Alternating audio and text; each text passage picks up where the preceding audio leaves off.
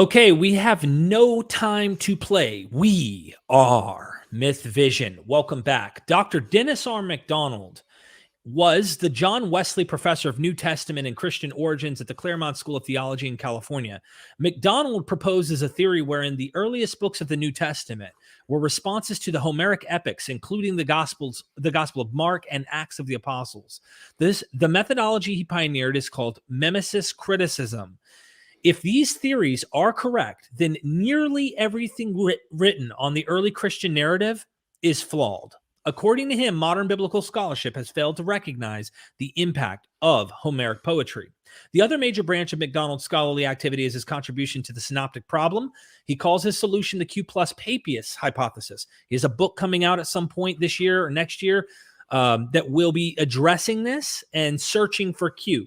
So McDonald earned his undergraduate degree from Bob Jones University, a Master of Divinity from McCormick Theological Seminary, and a PhD from Harvard University. He taught theology and biblical studies at the Ilief School of Theology in Denver, Colorado from 1980 to 1999. Since 1998, till he retired, he was pretty much at Claremont Graduate University teaching. So I want to address that first and foremost. The other thing I'd like to do and share my screen here to show you is his book that he has published, which we created a course. I ask you in the chat if you've taken Dr. Dennis McDonald's course.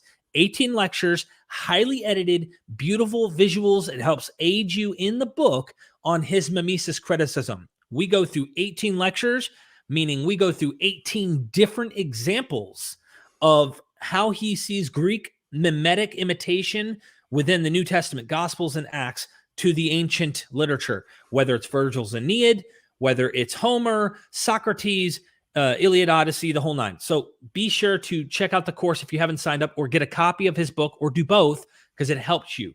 The other thing I did the other day when I interviewed you, Dennis, in that hotel as you gave me a ride back, was Dr. Richard C. Miller. I abbreviated our conversation and how impactful the Homeric Odyssey and Iliad was for all Greek literature. And it almost sounded like I was saying every and all Greek literature was imitating Homer.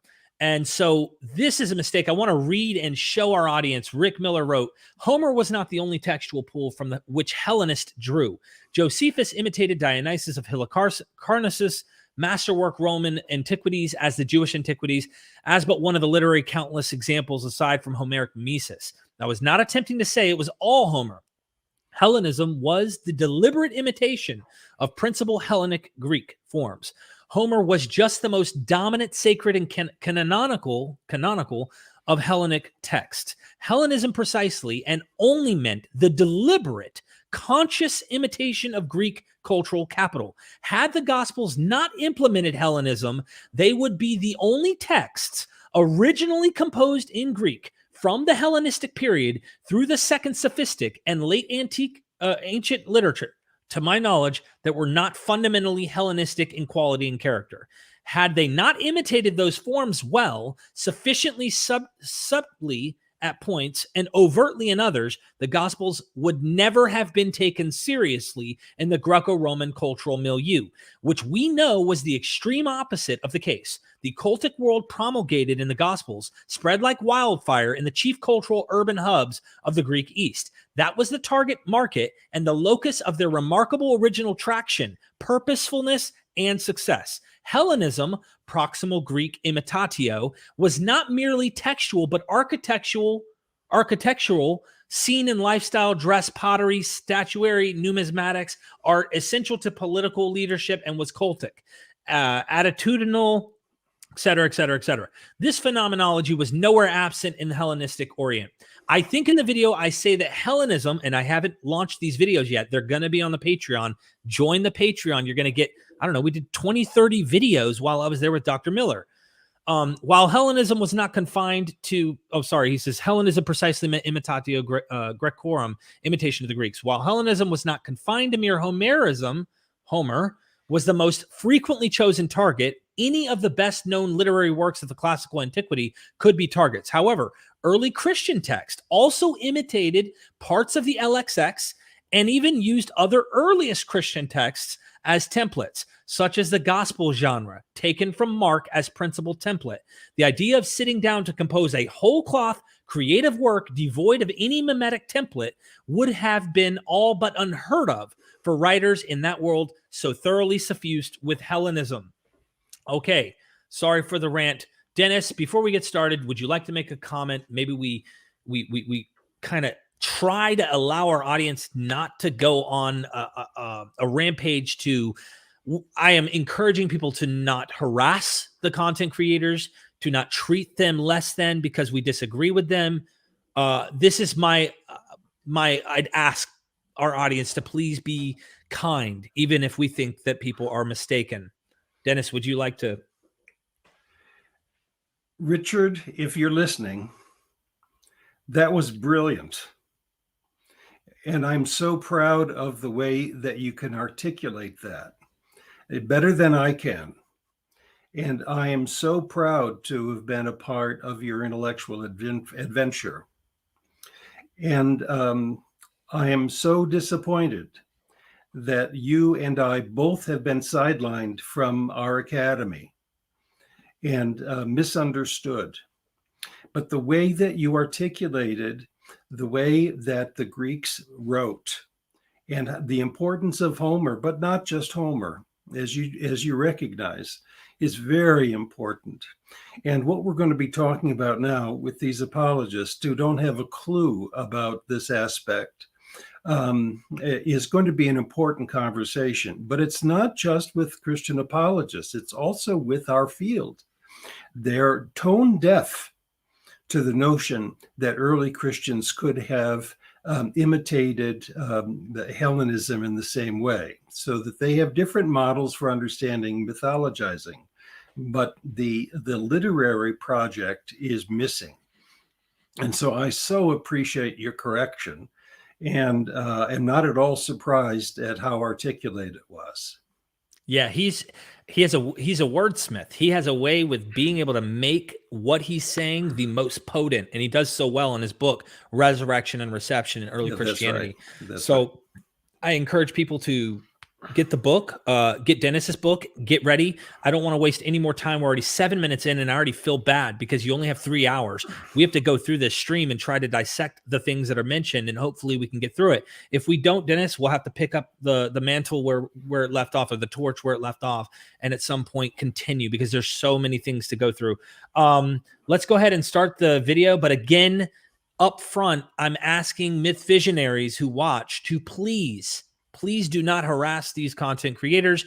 Be kind, even if you think they're wrong. No problem going and debating and things like that, but understand we're all where we're at, and we all think we're right in our own eyes in some ways, and we're trying to make sense of the world around us, and some people see things differently. So I'm trying to say, let's be as kind as we can in our approach. And I will try my best to also try not to be too jabby in the process. All right, let's go ahead and play the clip. That's not the one. There it is. All right. Can you see that, Dennis? Yes. All right. I'm going to hit play, and I want to make sure that my audio is not going to come through the speakers, because then it'll sound bad. Here we go. All right. For joining this live stream. Oh, I'm going to play it at 1.5 speed, and forgive me up front, but we're not going to get through this if we don't. Pause me any moment you need me to. And I'm excited to have some honored guests here, Dr. Stephen Boyce, Dr. Tim McGrew, Dr. Jonathan McClatchy. We're going to be talking today about, do the Gospels purposely imitate Homeric epics? This is an idea that is becoming increasingly, and maybe to my surprise, more popular on the internet. We're responding to Dr. Dennis McDonald, who's been a proponent of this view. He's done a lot of interviews on the MythVision podcast with Derek Lambert.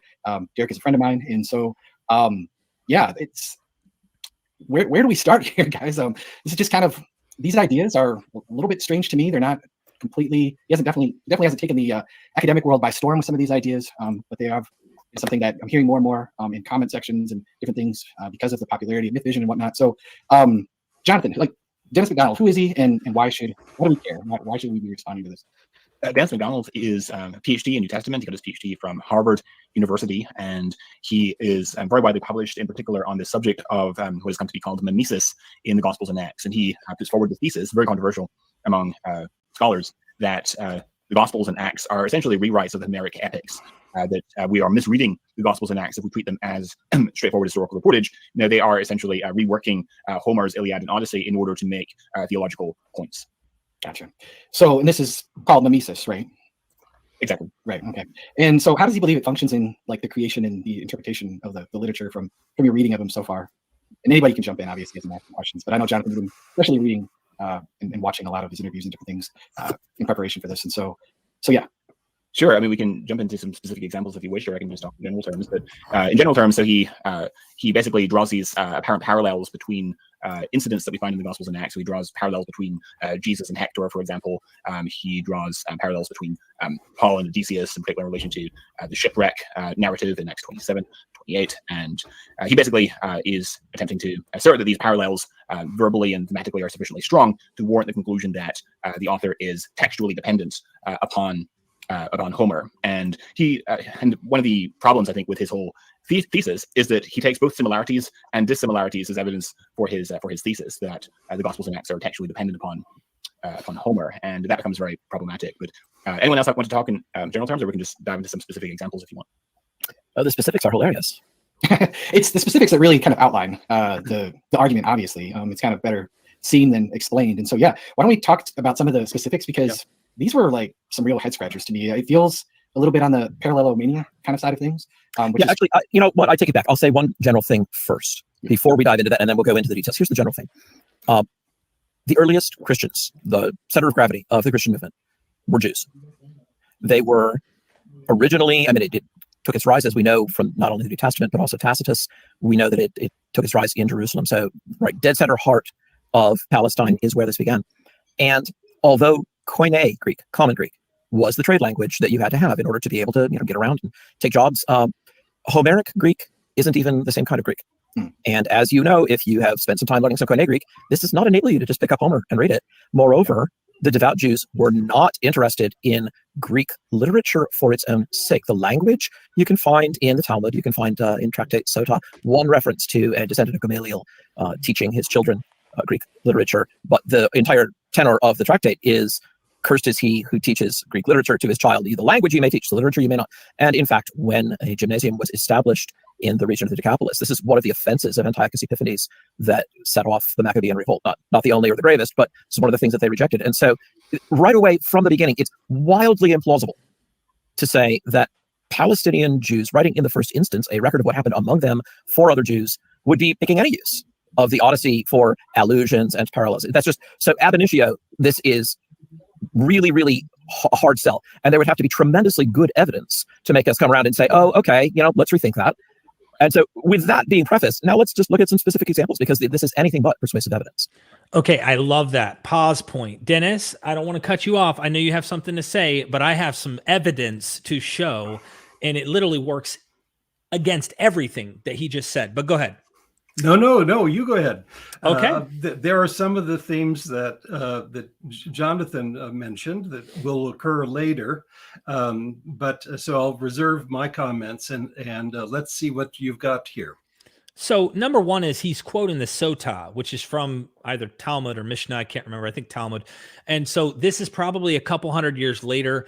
Jews are debating. Okay. So we can't even take that this was what was actually happening in the first century, but they're debating. What are they debating about? The debate is centered around Jews who are teaching Greek, meaning there's a practice going on that Jews are actually teaching their children Greek literature, Greek rhetoric, Greek poetry, Greek wisdom. Okay. I want to read this for you, but I want people to understand this is not a, here's what we say, we're all in unison, we all agree, boom. Jews just are completely separate from the Greek world. Absolutely not. The entire New Testament is written in the very thing he's trying to fight against. It's absurd to assume this literature is trying to fight against teaching Greek when the entire thing, the authors themselves probably spoke as their first language Greek. This is insane. So let me read this. The Mishnah taught that during the war of Titus, the sages decreed that a person should not teach his son Greek. A certain elder was there in Jerusalem who was familiar with Greek wisdom. He communicated to those on the outside by means of Greek wisdom, using words understood only by those proficient in Greek wisdom. He said to them, as long as they are engaged in the temple service, they will not be delivered into your hands. When the sages, and these ... for anybody who wants the full source, I put it in the description. Go read it for yourself so you can see this. You can go check this, fact check me, okay? A certain elder was there in Jerusalem. Okay, sorry, delivered in your hands. When the sages saw this, they said at that time, cursed is the person who raises pigs, and cursed is the person who teaches his son Greek wisdom. Okay. It is understood from both the Mishnah and the Barita that it is prohibited to learn Greek. The Gemara raises a question. Is that so?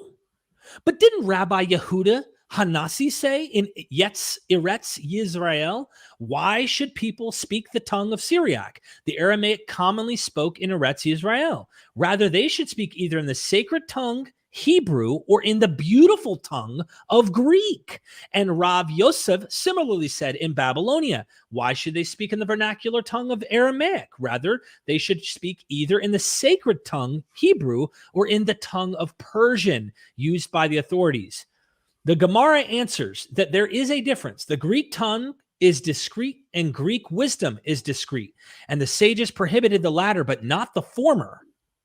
The Gemara poses a question. And is Greek wisdom prohibited? But didn't Rabbi Yehuda say that Shemuel said in the name of Rabban Shimon bin Gamaliel? What is the meaning of that which is written? My eye affected my soul due to the daughters of my city. Lamentations 3:51. There were 1,000 children in my father's house, the prince's household. 500 of them learned Torah, and the other 500 learned Greek wisdom.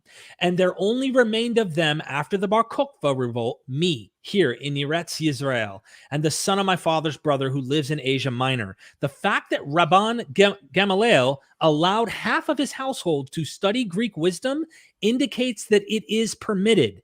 The Gemara answers the members of the house of Rabban Gamaliel are different, as they were close to the monarchy, and therefore had to learn Greek wisdom in order to converse with people of authority.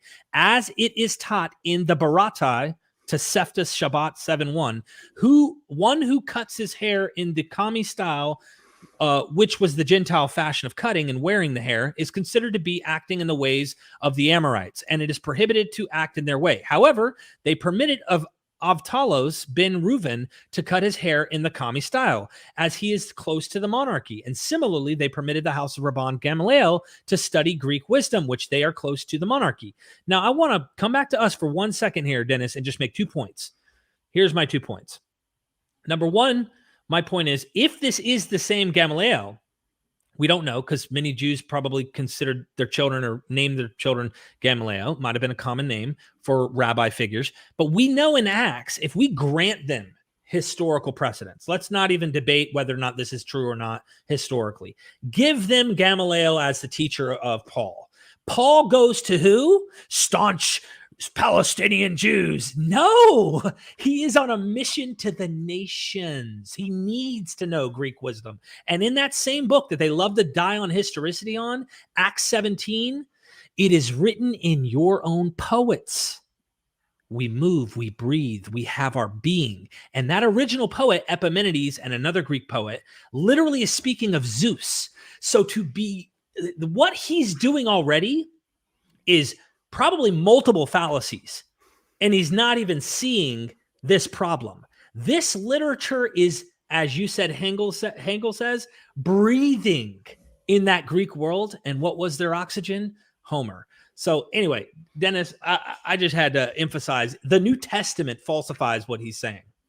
Well, 2 other things need to be said here, Derek, I think, and it's brilliant that you bring this text before us. One is, how did people learn to read Greek? Now, Tim is right that Koine Greek is very different from archaic Greek. Nonetheless, one of the ironies, great ironies of Greek education was that boys, and almost exclusively boys, went to school they had to learn Homeric Greek, because Homeric Greek was what gave cultural identity to them. So that being educated wasn't simply the ability to read, but to understand what it meant to be Greek and to pass yourself off as an elite. So when the rabbis are debating the people learning Greek, or you have a person teaching a son Greek, there is no alternative education for the learning of Greek than knowing it from Homer. We just don't have any evidence of that. So to teach Greek is to teach Homer. And Homer is a part of the Chochmah, the wisdom of the Greeks. But it's not the other is, you've been talking about rabbinic Judaism. Right. But what about Philo? What about Josephus? And later Josephus is going to come up, I believe. And we know other people have identified about a dozen places where Josephus augments the biblical account of Jewish history by imitating the Homeric epics. But of course, Philo is consumed with Greek wisdom and is trying to conflate Greek wisdom and to make it cooperative with Jewish theology and culture and so on. So the idea that Jews were not engaged with Hellenism is really, on the face of it, ridiculous. And the other is, one more piece, I guess. In order to engage Hellenism, even if you weren't fond of it, you had to engage it for its own sake. And so there was a tendency, and it's really well before the Christian period, of imitating Greek culture to turn Greek culture against itself. One of my favorite examples is Third Maccabees, which certainly is against Hellenism. And what does it use as its primary literary model, or at least one of them? Euripides' Bacchae. So the issue of not liking Greek literature is different from not knowing it and not being engaged with it. I'd like to add a few more things, and it was brought to my attention. Thank you, Kipp Davis, in the chat. And Kipp says, also, the Gospels were not written by Christians in the Jerusalem church. So this is a very important point. Like, that's right. They're arguing like these staunch, very holy, separate, extremely, we don't even want to speak Greek kind of idea. He's trying to almost push. We want to just stay as Aramaic and Hebrew or whatever the holy tongue is. That idea, it feels like rabbinic Judaism has somehow influenced the thinking of this kind of scholarship, whereas we're well past this. That's right. This is like old news. Like, and so it's important to recognize, who are these authors? Are they like staunch Jerusalem, Jews who are like literally trying to stay away? That's important to highlight, I think, in light of all of this. There's so many points we could highlight. Oh, one more. I just want to say, you brought up Philo. Didn't this guy talk about the Logos in some philosophical sense and made it Jewishish? Made it in a Jewish way? I thought the Gospel of John starts with, in the beginning was the Logos. Anyway, it's playing in the same water with the rest of this Hellenistic world. So enough of that. We'll never get through this video, but that's a very important point. If we did not emphasize this, we would never get anywhere. We're starting off already looking at this so different that you can't see what we're saying if you're already thinking the way they're thinking. So there we go. Right. I was going to say, just building off that, Eric, you and I were talking earlier about this. If there's going to be some sort of stealing from another mythology, the Jews would. He did the still thing. You want to comment on that just briefly? Yes, I do. Okay. Thank you, Derek. Mimesis is not stealing. In fact, because it's transformative, it's agonistic to its models often. That is, it's struggling to revise it. So mimesis is not stealing. Now, would you say that of Virgil? Virgil is imitating Homer over and over and over again. Is he stealing from Homer? No, he's transforming it in order to support the early Roman Empire. And one of the things that's missing in what we're going to find later is that the examples that they're going to give have parallels in Virgil's Aeneid, where Virgil is imitating the Homeric epics. They say nothing about those analogous imitations. And I'll probably flag them when we get to those examples. But to understand the Gospels is to understand them as post-Jewish war reactions to the Roman power. And Virgil's Aeneid was the most important Latin document at the time for establishing Roman identity. And if you're going to engage with the Roman Empire, you can do it with their literature by showing that your imitations of Homer are superior to the ones that you have in Virgil's Aeneid. And I've identified about 40 different passages in Homer that are imitated in Virgil and also in the Gospels and the Acts of the Apostles. That cannot be by accident. And these apologists are not at all interested in commensurability. That is, that Virgil can do the same thing that the Gospels are, and the Gospels are competing with Virgil in order to establish the mythologies for their own communities. It's not a coinkydink that Jesus gets titles similar to that of Caesar that we find also in Virgil's Aeneid and stuff. So to act like they're not showing he's the true King of Kings, not your Claudius line, to act like he's not the one bringing the kingdom of God, not this Roman kingdom, this Roman Empire. It's an everlasting one. I mean, there's so many reasons. Well, let me give you one more example, and this is the one of the two that's coming up.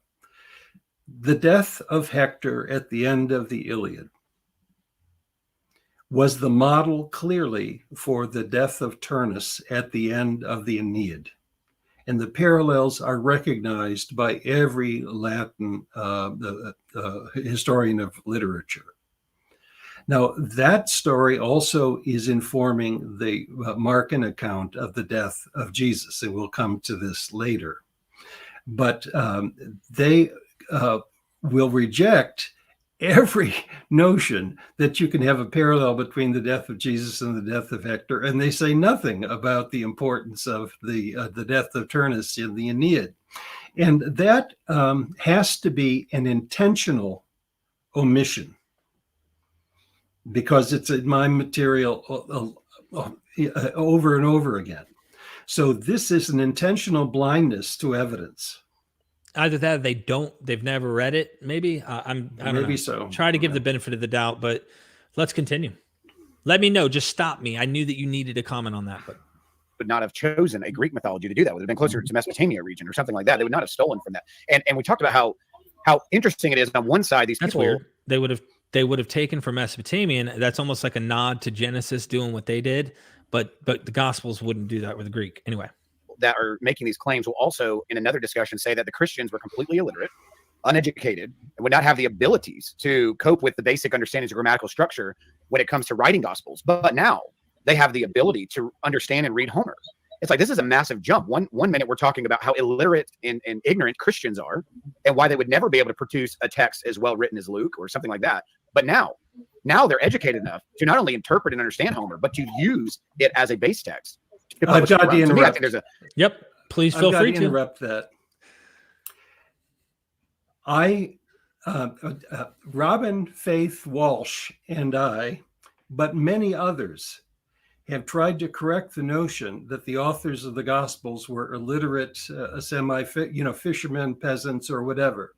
We consider them to be among the elite of Greek society. And to accuse us of saying that they're, not sufficiently sophisticated to do this work means they have not read some of the most recent scholarship on the nature of the Gospels. So that criticism may work for an older version of New Testament scholarship, but it does not represent what is going on in biblical scholarship now, certainly not with the likes of me or Robert Miller or Robin Faith Walsh.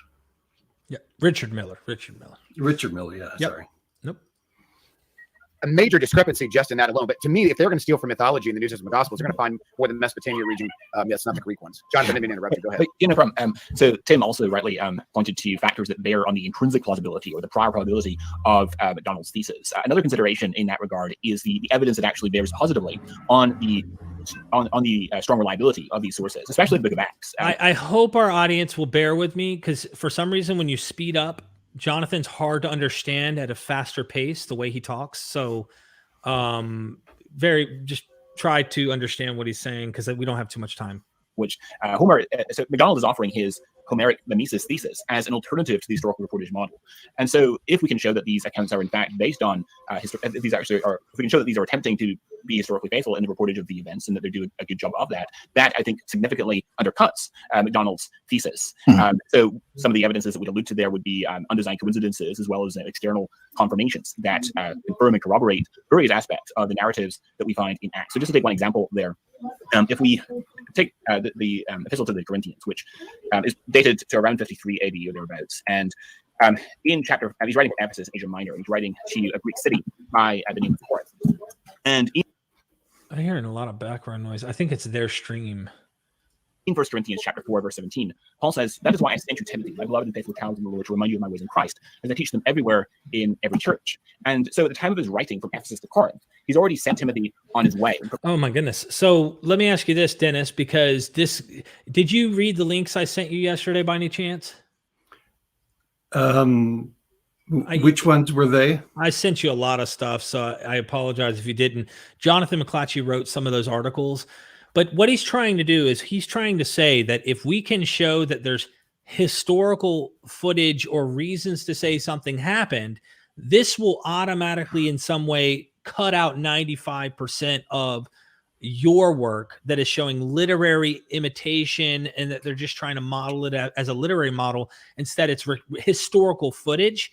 What I find that happens all the time is Paul's letters has him say he's sending Timothy. Then you get an Acts. Oh, and Timothy was sent and he took this route, and I sent a letter and my letter will get there before so-and-so. And like all of this stuff, somehow, if you combine all of the material that they're looking at, all these undesigned coincidences, they call them, this somehow makes this historical, and it's historical footage as if it really happened.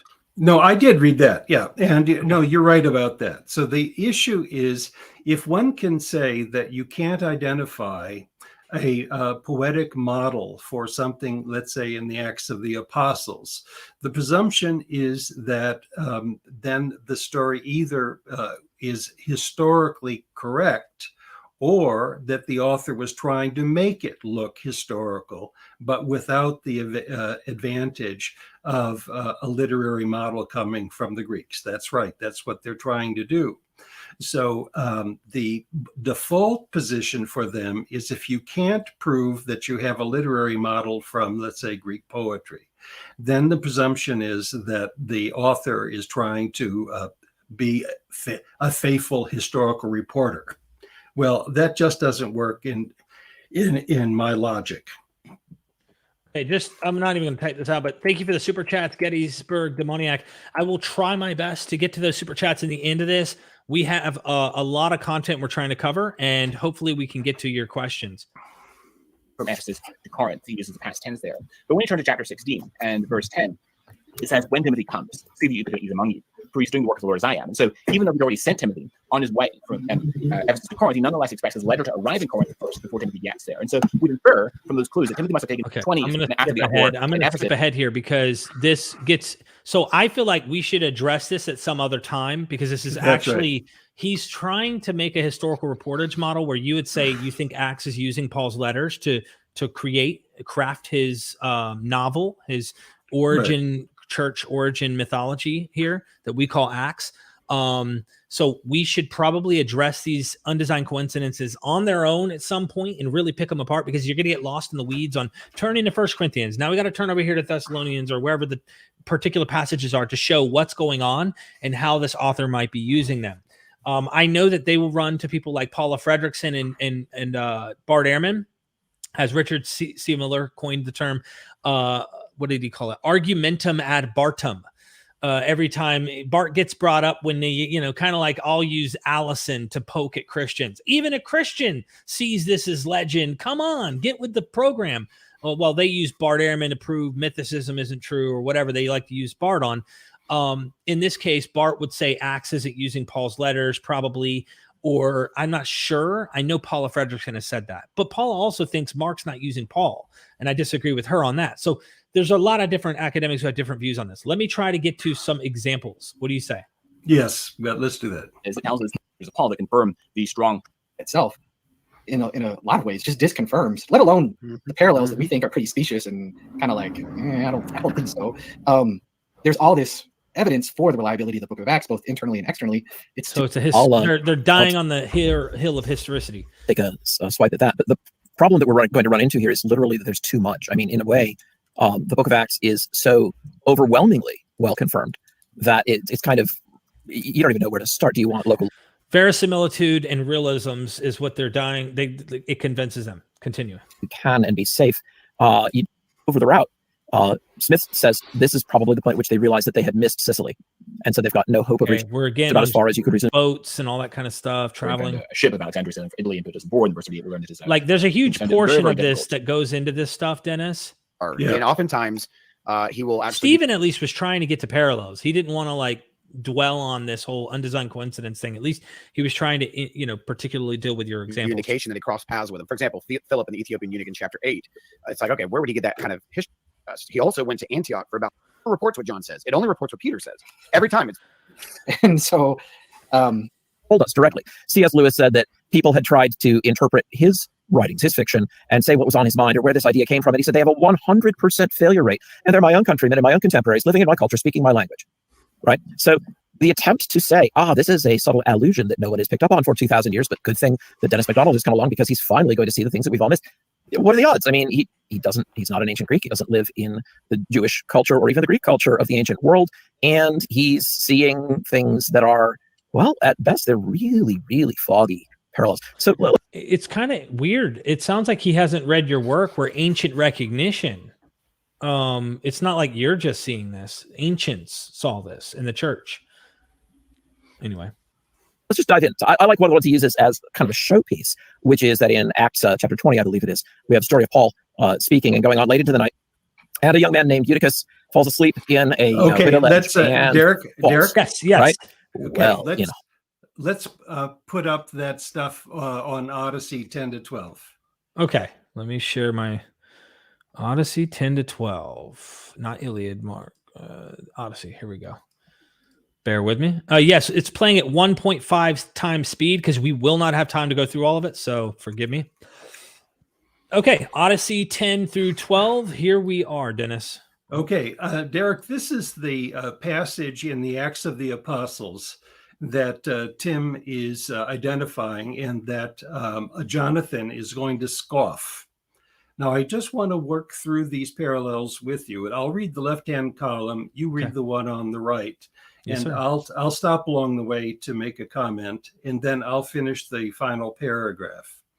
Yes, so Odysseus and crew left Troy and sailed back to Achaia. Paul and crew stopped at Troas, having left Achaia to sail back to Jerusalem. Now, Troas is the equivalent of Troy. In fact, Julius Caesar wanted to move the capital of Rome to Troas in order to capture the Homeric fame of the Trojan War. And Virgil does so in literature. Now, you're going to see Tim think that I'm identifying Troy and Troas only because both begin with TR. That is so unfair and stupid. Troas is Troy. It originally was called Alexandria on the Troad, And then because there were so many different Alexandrias, because of Alexandria the Great, it simply became known as Troas. So that's the same city. Now, the voyage is narrated in the first person plural, we. But that's what happens in the Odyssey too. Odysseus and his crew leave Troy, and Odysseus narrates it in the first person plural. We sailed here and sailed there. So that's and that's the next item. There's a narration of the voyage in the first person plural. Narration in first person plural in Acts. After a sojourn, the crew and Odysseus ate a meal. After a sojourn, the believers and Paul ate a meal. Disaster came at night. Disaster came at midnight. The crew slept in Circe's darkened halls. There were plenty of lamps in the upper room, meaning it was dark. Elpenor fell into a sweet sleep. Eutychus fell into a deep sleep. The narrator switches to the third person now. There was one Elpenor, the youngest. The narrator switches to third person, a certain young man named Eutychus. The words for young are related in Greek, youngest and a young man. Elpenor fell from the roof. Eutychus fell from the third story. The same word is used for the fall. Associates fetched the body dead. Oh, you skipped one. Elpenor's soul. Elpenor's soul went to Hades. Eutychus' soul remained in him. And in both cases, the word is psyche, where we get the word psychology and so on. So it's the soul goes to Hades, or the soul remains in him. So associates fetched the body dead. Associates took up the body alive. Elpenor was not buried until dawn. Eutychus was not raised alive until dawn. Elpenor was buried at dawn. Eutychus returned to life at dawn. Homer called the young soldier unlucky, Adistratus, the victim of an evil doom of a demon. He had survived the Trojan War, the Strygonians, Polyphemus, and Circe, only to stumble off the edge of a roof to his death because he was drunk.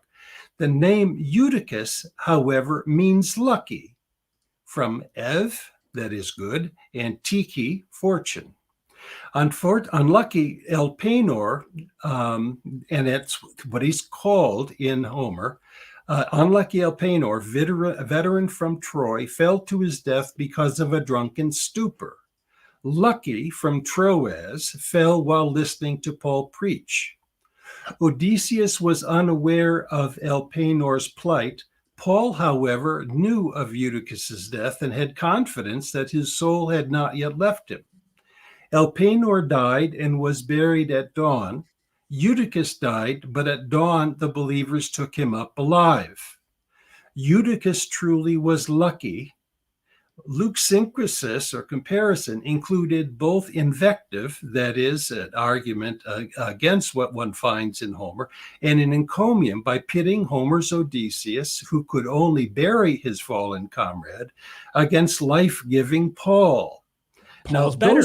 those parallels are amazing, and you can see. So here are the criteria. Would the Odyssey? I'm going to play Socrates. Derek, Can I close this, by the way? Yes. Okay. Go ahead. I'm going to ask you a question, and then you answer it. Was the Odyssey available to Luke and his readers? Of course. Yeah, it was ubiquitous. Do we have examples of analogous imitations of this story? Yes. Yes, we have it in Virgil twice. Maecenas and Palinurus are both clearly imitations of this story. Do we have a density of parallels? Do they appear in the same sequence? And are they lexically similar? Yeah. They are. I mean, even lexically similar. Oh, we're going to get into the lexical too in just a second, but I want you to finish your point because this is important. Now, is it interpretable? Yeah, of course. Can we? Yeah, because this isn't incoherent at all. This makes sense. Yeah. Well, and the point is that when Paul's around, people are lucky because he can raise them from the dead. Right. And Elpenor is not. He's unfortunate. Elpenor, his whole soul has to stay in Hades. So people reading this story should should see the comparison. Now, we don't know of ancient readers who recognize these similarities because we really have very little evidence that the early church was interested in the Acts of the Apostles, certainly not the way they were in the Gospels. So it doesn't satisfy all the criteria, but it certainly has lots of them. Now, when we go forward, we're going to see that Tim and Jonathan try to take this apart. Okay. And we'll see how forced their arguments are. By the way, they don't mention Eutychus as the name Lucky. They don't mention that. They don't mention the Virgil parallels, and they dismiss the differences between the two as simply non-parallels, when in fact they're strategic parallels. Well, this is an important point because what happened when I launched our video yesterday is there was immediately a run to social media. Jonathan McClatchy actually wrote a post. I had to screenshot it because he actually changed it. My friend Stephen Nelson, who's also a huge Greek guy, like the guy's all over the Greek world. He's big on understanding the linguistics, the culture. I mean, this guy is he's a modern ancient in his thinking. He loves this stuff, and he loves the Greek language. So Dennis McDonald has published a response video on MythVision channel with Derek Lambert on the recent criticisms of his Homeric mimesis theories regarding the Gospels and Acts by Dr. Tim McGrew, Dr. Stephen Boyce, Eric Manning, and myself. A very disappointing showing from McDonald. He spends the majority of time engaging in behavior unbefitting of a scholar. By the way, if you watch their stream, the link is in the description. Talk about unbefitting behavior. There's supposed PhDs on this stream. They're jabbing, they're doing all sorts of stuff, but when Dennis did it back, they don't like it, so now that's unbefitting. Patronizing us, calling us anti-intellectual, but then he added intellectuals. He doesn't mention that here. Psychoanalyzing us, saying he feels sorry for us, and I understand why, and engaging in the atheist equivalent of y'all just want to sin. Much of the rest of the video simply stresses that the early Christians were influenced by Hellenistic thought, which is quite clear from reading the early church fathers. The point in contention, though, is not whether the ancient Christians were influenced by Hellenistic thought. They undoubtedly were, but whether McDonald has successfully demonstrated intentional imitation in the Gospels and Acts of Homer's epics. He criticizes me at one point for not mentioning in my discussion of his Elpenor Eutychus parallel that the name Eutychus means lucky, which is supposedly the precise opposite of what is said of Elpenor. McDonald is correct about the meaning of Eutychus's name. However, if one were to give a meaning to the name Elpenor, look at this. Pay attention, everyone, and I can't wait for Dennis to respond to this. I would probably be inclined to go for something like hopeful bird, from the Greek words hopeful and bird. I do not know these Greek words, but this is very speculative. As for what is said specifically of Elpenor in the Odyssey, the closest thing is the word. What is that word, Dennis? Distanos. Which means wretched, which is a far cry from unfortunate. McDonald also complains that we think that the historical reportage model wins by default if his mimesis theories are incorrect. But this is false. We offered a specific arguments for the historical reportage model. What an embarrassment. Stephen Boyce liked it. Okay, so anyway, I'd like to get your thoughts specifically in this section here on him trying to understand the word Elpenor and its meaning and what you mean. The first thing is, yes, Eutychus means lucky. He agrees with that. Well, in what way would our reader say he's lucky? He's lucky because he comes back to life. Now, Elpenor does not come from ornos as the end of it. It does begin with elp, which Jonathan is right. It means hope or hopeful. But the ending of it doesn't come from ornis. It comes from anor. And the Odyssey talks about Odysseus's faithful crew as a Gainor, as truly manly. And what happens with Elpenor is he wants to be a man. He wants to be a hero, but he's not. So what is he? He's an oarsman. He was a grunt in the Trojan War. He was a young man. Now he's pulling an oar. And so when he dies, he wants an oar placed on his tomb, which is instead of a weapon, as you would for it comes from wants to be a man. He wants to be courageous, and of course Eutychus is not very courageous. He can't even stay awake that time for that long. Now doustenos can be translated as wretched. What is meant by wretched? It means that he's unfortunate. It's said at least twice in the Odyssey, and people who rewrote the stories of Elpenor actually emphasize this word, that how unfortunate he was that he survived the war and he gets drunk and he dies. So that philology, Jonathan, is just weak. And take a look at some commentaries on this passage and you'll see that I'm right about it. So to make it into simple terms, since we had the scholarly assessment, that is, this guy was in war. He wasn't really heroic at all, didn't really succeed to do much greatness, but he survives it. He gets drunk one night on a roof and he falls off, breaks his neck, dies. And here's Odysseus seeing him in Hades going, what the heck? How'd you get here? That's right. Unfortunate Elpenor. But here you have fortunate, lucky Eutychus, and he gets resurrected. So there is so much. I would say that this is a lot more fun than trying to go to Acts and go, this is what literally happened and it had to happen this way. It's like, dude, do you not see how awesome this clever creativity is? And that's the difference between what I think you're doing versus what they're trying to do in the historical reportage model. So I want to respond just very briefly to that. One of the comments from MythVision earlier on was by a woman, I forget her name, but she said something that was so important to me, and I want to highlight it.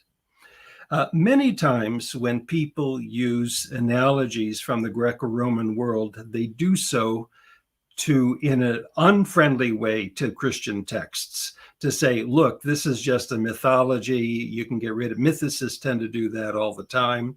You don't have to take early Christianity seriously and so on. I take it very seriously.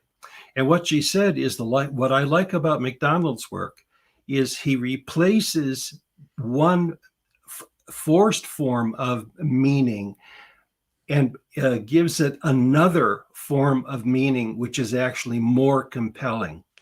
So which is more compelling? To say that Paul had the powers actually to raise people from the dead, or to say that when you're in the presence of an apostle, life takes over and not death? So I'm sympathetic to this text. I think it's the way the early Christian church is trying to talk about the hope that comes in their experience. So I'm not saying it's mythological, but it's positive mythology.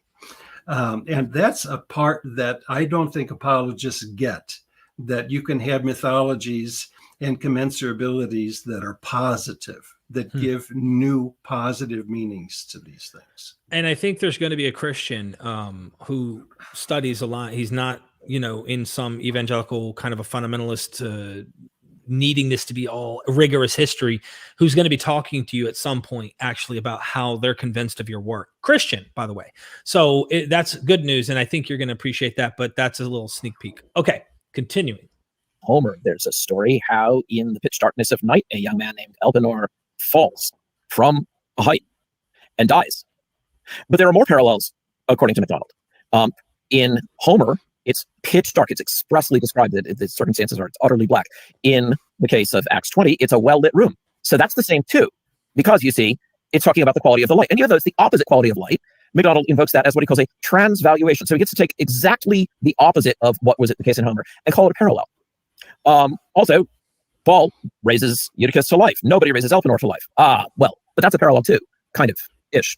Look, every event. I mean, look at Mark. Now I know they'll get out of this. I just want to make one point. Look at how Mark says, and the women were terrified. They were afraid and told no one. Look at what Matthew does.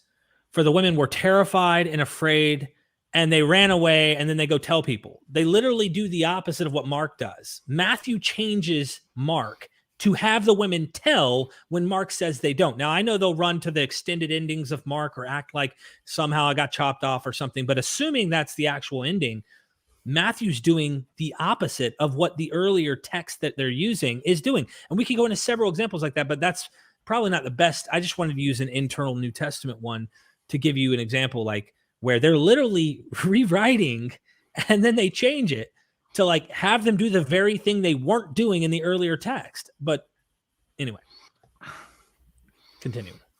Whatever takes place in some circumstances of light or dimness. And so you're taking here factors where the inevitable surrounding circumstances, there's some quality of light in the room. And then it's absolutely the opposite. And then you call that a parallel. What is going on?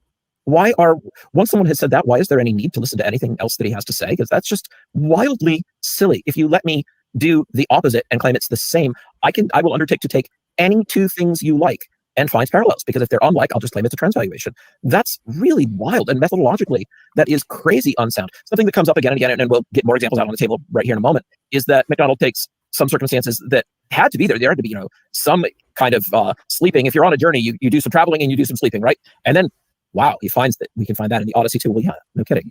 But then that's a parallel, right? Things that are inevitably part of just telling a connected account of a journey, whether a fictional or a realistic account, but suddenly those are now invoked as parallels. So just, we'll lay some examples out now, but just keep this in mind, that the number of points of comparison is being wildly inflated by seizing upon these things as if they had some deep significance and they would really make you think. And this goes back to what I said earlier, which is it's such an implausible thesis to begin with. The Jews in Palestine, where Christianity originated, were on the whole so averse to syncretism with Greek culture. Stephen was saying, at least some kind of other, Aramaic culture around the area, the Mesopotamian culture thing, but so averse to syncretizing with the Greek culture that the very thesis is itself highly dubious. Now, if a vast amount of evidence could be produced in its favor, then we just have to live with that. But the evidence is of this really strange and weak kind, and that just leaves us scratching our heads. I used the Elpenor Eutychus example with a college class I teach, and I literally had the class in hysterics just describing McDonald's parallels that he draws. So just to give you a list of some of the parallels that Odysseus draws between Elpenor and Eutychus. So Odysseus and his crew left Troy several chapters earlier, whereas Paul and crew stopped at Troas. Troy. See, starts with a TR. There we go. Odysseus sailed back to Achaia. Paul left Achaia to sail back to Jerusalem. Transvaluation. The narration in the first person plural in both cases. Oh wow! After a sojourn, Odysseus and his crew, or Paul and his believers, ate a meal. Oh wow, fancy that. Wait, they were traveling. They ate a meal. Now this is really rare. I don't know anybody who ever eats a meal while traveling. Does that became at night or at midnight, which is kind of approximately the same.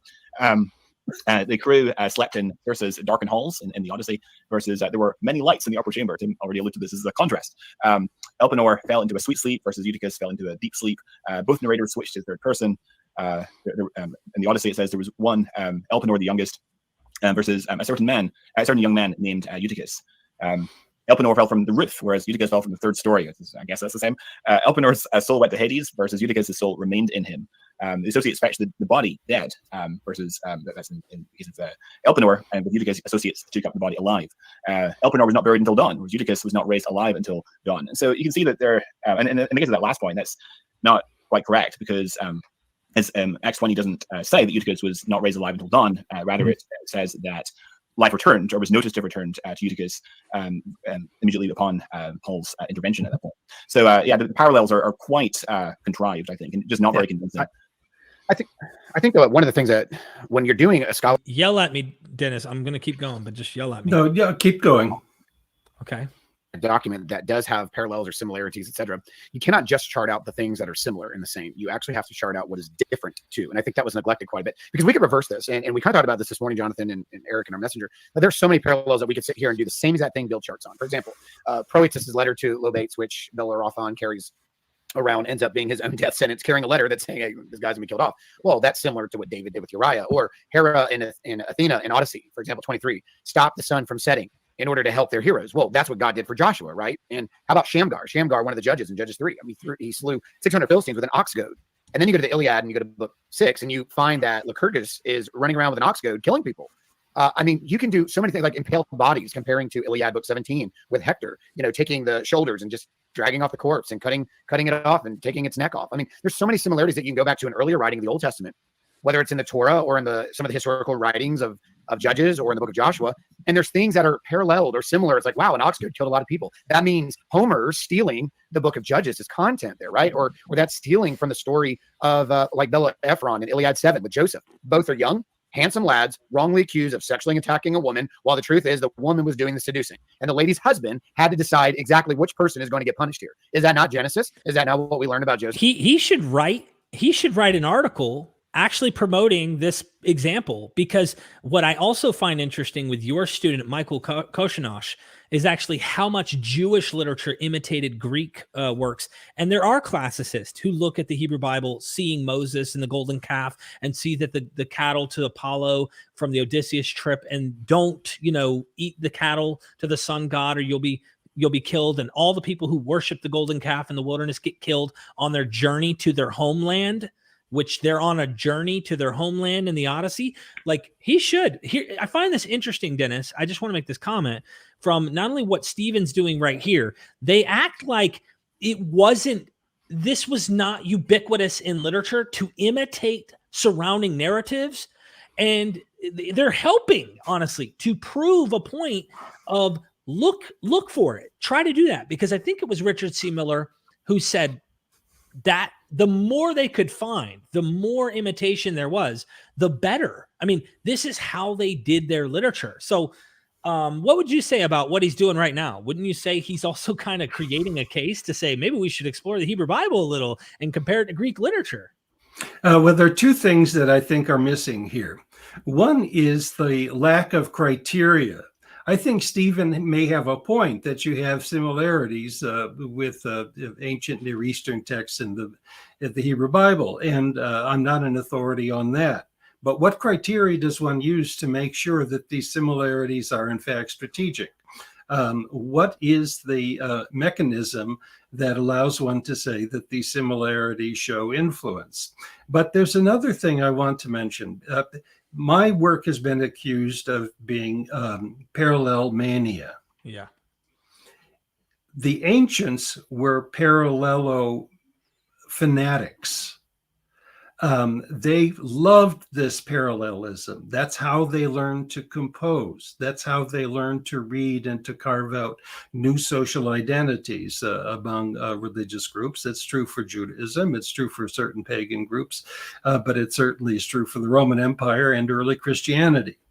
So the notion of parallelomania has to be contrasted with modern parallelophobia. And these people have a parallelophobia with the Greeks, but they have a parallelomania with the Hebrew Bible to some extent, or the ancient Near East. But in both cases, we need to have more rigorous criteria and an application of them, and a discussion of the texts and a comparison of the texts. And that's what I'm missing in the discussion from them. Continuing. Thank you. Are we saying Homer stole that story from Joseph? We could do this all day long. And the reality is there's so many differences in that narrative. None of us would even think to try to make that parallel. We'd say, hey, life happens in a lot of different ways across a lot of different parts of the world. And similar things are just going to happen when you're dealing with humanity. We were laughing about eating a meal at certain times of day, weird things happening at that certain time of day. There are things that just happen in humanity over the time of history and get reported as being similar. And just to point out, I think what gets them caught up, Dennis, is differences. Over and over and over, differences. And if you go and highlight how many differences there are between Genesis and what's going on in the Enuma Elish or Epic of Gilgamesh and stuff, you'll find countless differences. And then you're going to find some similarities. And academics, trained, serious scholars who look at this will all say, yes, they're working off of that. They're mimetically creating an opposition. In fact, it's a contrast to the Mesopotamian mythology that we're finding in the Genesis narrative, demythologizing what is in Mesopotamia. So yeah, we can do the difference game all day long. And it's about the criteria, methodology, or methods that you're using to come to those conclusions. Anyway. And notice again that he talked about mimesis as stealing. Yes, again. That is so wrong. That's not the way the ancients understood this material. In fact, They were taught not to plagiarize, to avoid stealing, because it shows that they were not sufficiently innovative. And in order to do that, they often would imitate more than one text at a time, in what was sometimes called eclectic mimesis, and because it then shows how intelligent you were. So we're not talking about theft. We're talking about cultural transformation. And the two are very, very different, because theft implies a moral failure. Mimesis suggests intellectual engagement, and that is a huge difference. Well, to their defense, Dennis, I want to defend them here for a second, and this is important.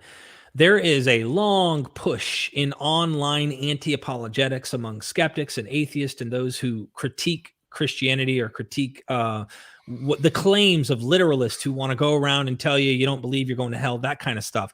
And the rhetoric, what ends up happening is the rhetoric shifts to the debate. So when they say, oh, this is literally true and this is what literally happened, and then you can show that they're using crafting narratives, then they go, it isn't literally true. They stole it from the Greeks. They stole it from the Mesopotamians. So my encouragement to the skeptics, atheists out there, stop using this rhetoric in defense of what Boise's doing, because I think he is falling trap to the debate in opposition to him. So he's dealing with skeptics and atheists online that are saying to him probably, oh, you just stole this. Oh, you just stole that.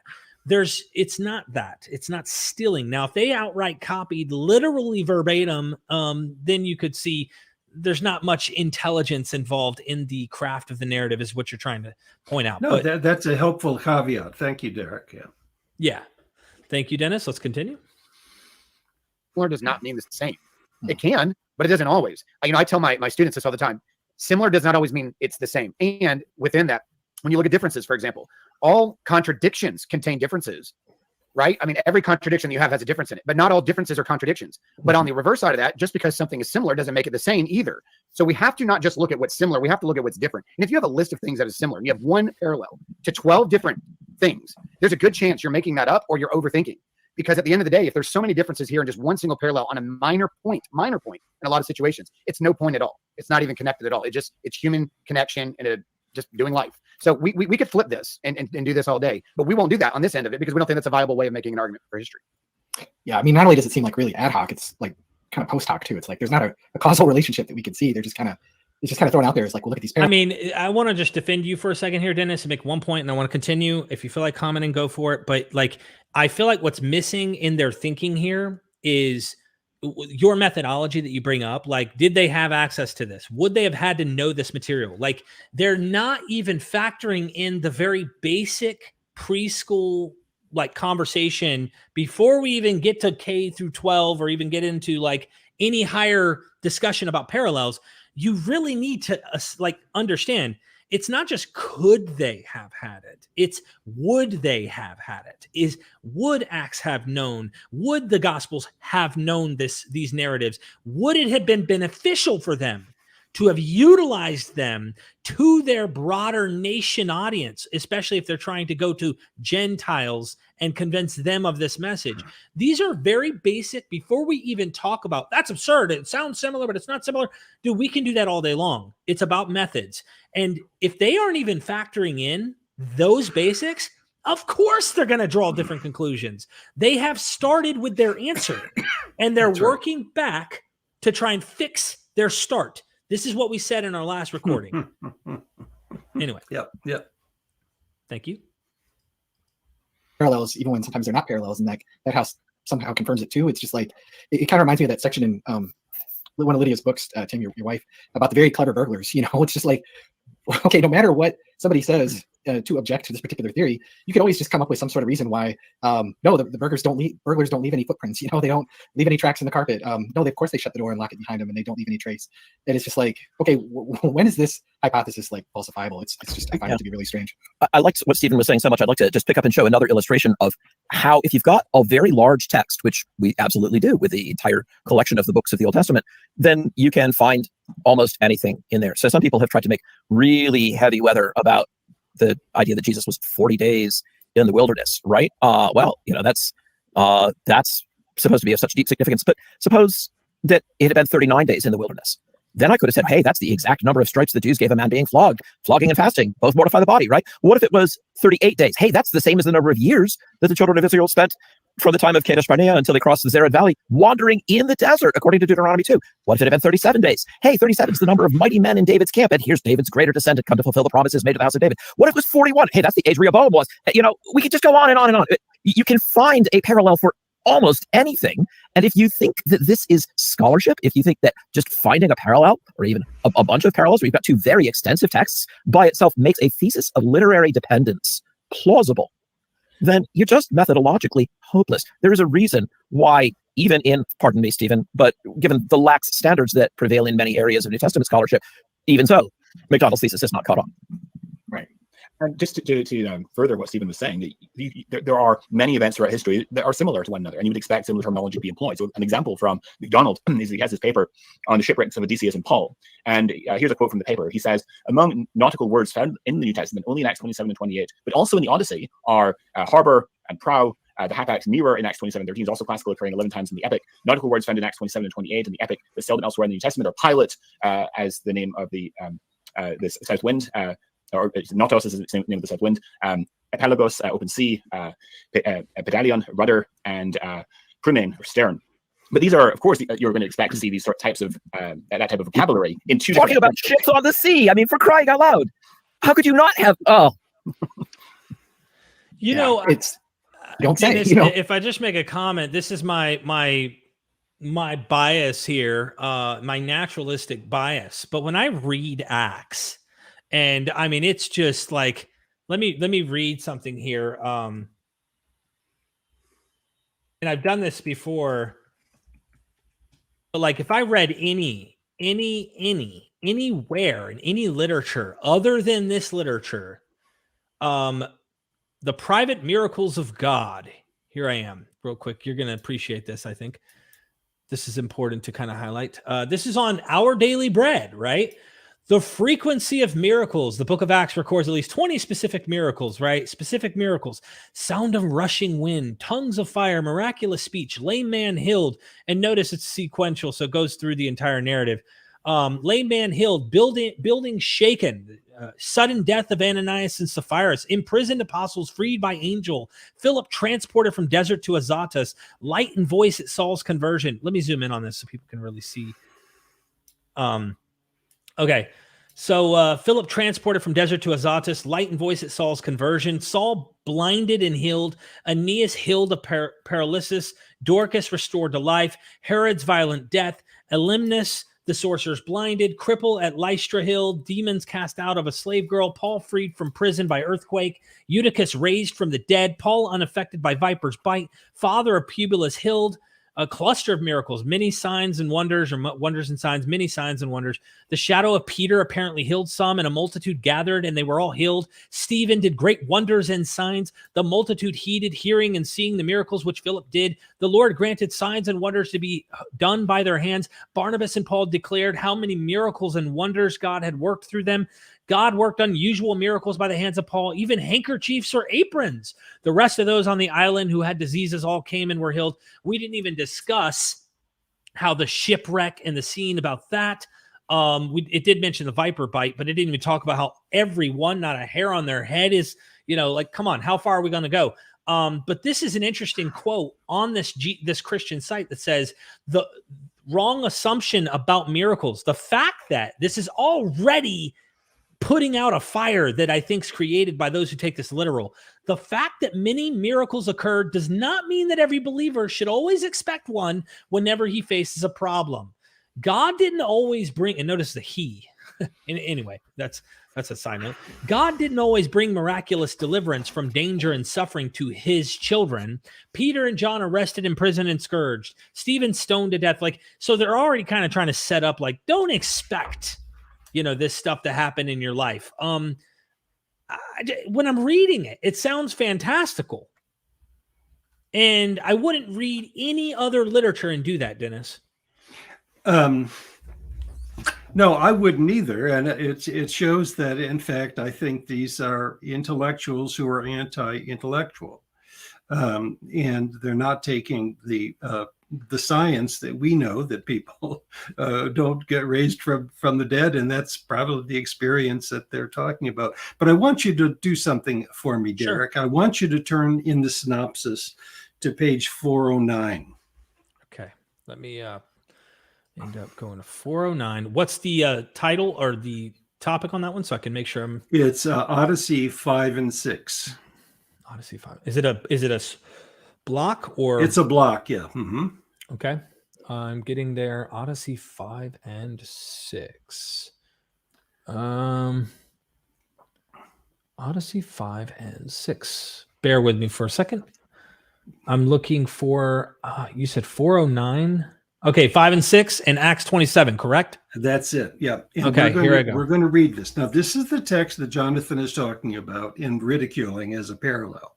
Okay. Now, the Virgil's Aeneid begins with a story of a shipwreck of Aeneas and the Trojans. And they're on their way to Rome. And it's an imitation of Odyssey 5. And we have it in the Acts of the Apostles, another shipwreck that also is going to Rome ultimately. And it also is an imitation of Odyssey 5. Now, it is true, Jonathan is right, that you have lots of shipwreck stories in antiquity. Mm-hmm. And when you have them, you have predictable nautical images. But you and I are going to read these, and I'll read what's in the left-hand column, and you'll read the right-hand column. Sounds and good. Your viewers need to assess whether these parallels are sufficient to say, here we have mimesis, or if we have simply a common nautical story. So Odyssey 5 and 6. Odysseus feared disaster and Calypso predicted it. Acts 27, 13 through 28. Paul predicted disaster. Calypso sent a harmless and warm wind. The noble Odysseus was delighted as he spread his sail to the wind. He skillfully ran its straight course. When Notos blew a warm wind from the south, thinking that their intention had prevailed, they set out and hugged the coast of Crete. After many days, Poseidon aroused all the blasts of the winds, anemon, and hid with clouds both land and sea. Night rushed down from heaven. The Evros and Notos clashed, as did the stormy Zephyrus, and ether-born Boreas that rolled a huge wave. Not much later, a violent wind called Euryclean, a hybrid of the Greek Euros and the Latin Aquilo, north wind, rushed down from the island when neither sun nor stars appeared for several. Okay, let's skip the next block. I'm going down. The winds bore the ship here and there over the sea.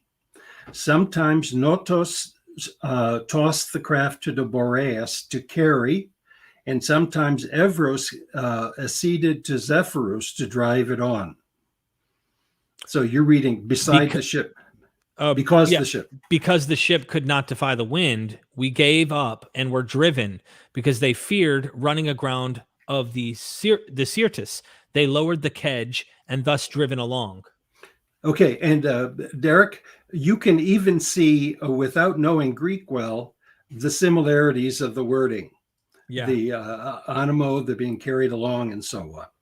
Then the knees of Odysseus gave way and his beloved heart dissolved. Now my utter destruction is sure. Finally, all hope that we would be saved was vanishing.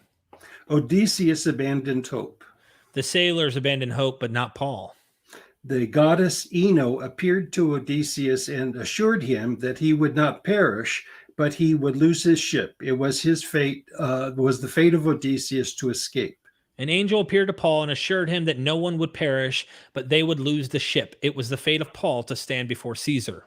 Odysseus did not trust the goddess and tried to manage on his own. The sailors did not trust the word of the angel and tried to manage on their own. But when dawn of beautiful locks produced the third day, then he saw land. To Odysseus the land and wood appeared most welcome. But when day arrived, they could not recognize the land, but they did observe a bay with a beach on which they wanted, if possible, to ground the ship. The shipwrecked. The shipwrecked. Odysseus rode a plank and then swam. Some passengers rode planks, others swam. Odysseus reached the shore of an island. Everyone reached the shore of an island. Odysseus, cold, gathered leaves. Paul, cold, gathered firewood. The women who found Odysseus at the beach recoiled in fear at his appearance. The locals at the beach feared that he was a murderer punished by God when an asp bit him. Nausicaa assumed from his looks that he was a god. When he survived, they assumed that he was a god. And the parallels go on after that. Odyssey 6 and 7. So these parallels would have been available to Luke and his readers. Virgil imitates this at the beginning of the Aeneid on the journey to Rome. We have parallels that are dense, sequential, and especially unusual. I've read as many stories as I could from Antiquity, and I haven't found a single one, not one, that has a deity come to the person on board ship assuring them of safety. Not one. So this is not something that is characteristic of the genre. Then we have interpretability. Whereas Odysseus's ship wrecked, Paul and company were saved. So there you have a transform. So again, you don't have recognition of these parallels in Antiquity because Acts wasn't widely interpreted. But you can't just say that this is a dime store imitation of actual events or whatever. This is imitation, and it's strategic, it's mimetic, it's meaningful. So to trivialize these parallels and to say, well, there was a lot of shipwreck going on in Antiquity, and Paul talks about being shipwrecked 3 times, is sheer nonsense. I want to add one more thing I think is interesting about that final parallel, where it talks about and when he survived, Paul, from the snake bite, they assumed that he was a god. And you talk about that he was a god over here in the Odyssey. What I find interesting is earlier in Acts, when they thought he was a god, like Barnabas and Paul, I believe it was, like tore their clothes and said, we are but men, right? So there's a clear, they want you to know we're just men, but notice they mistake them for deities. But here, he does no correcting. And if you go read Acts, they just think he's a god. And then it moves on. The narrative just keeps going, which is interesting. Because I'm like, wouldn't they have wanted to set the record straight here? It makes me think more literary rather than, hey, the modus operandi was for him to correct those type of records.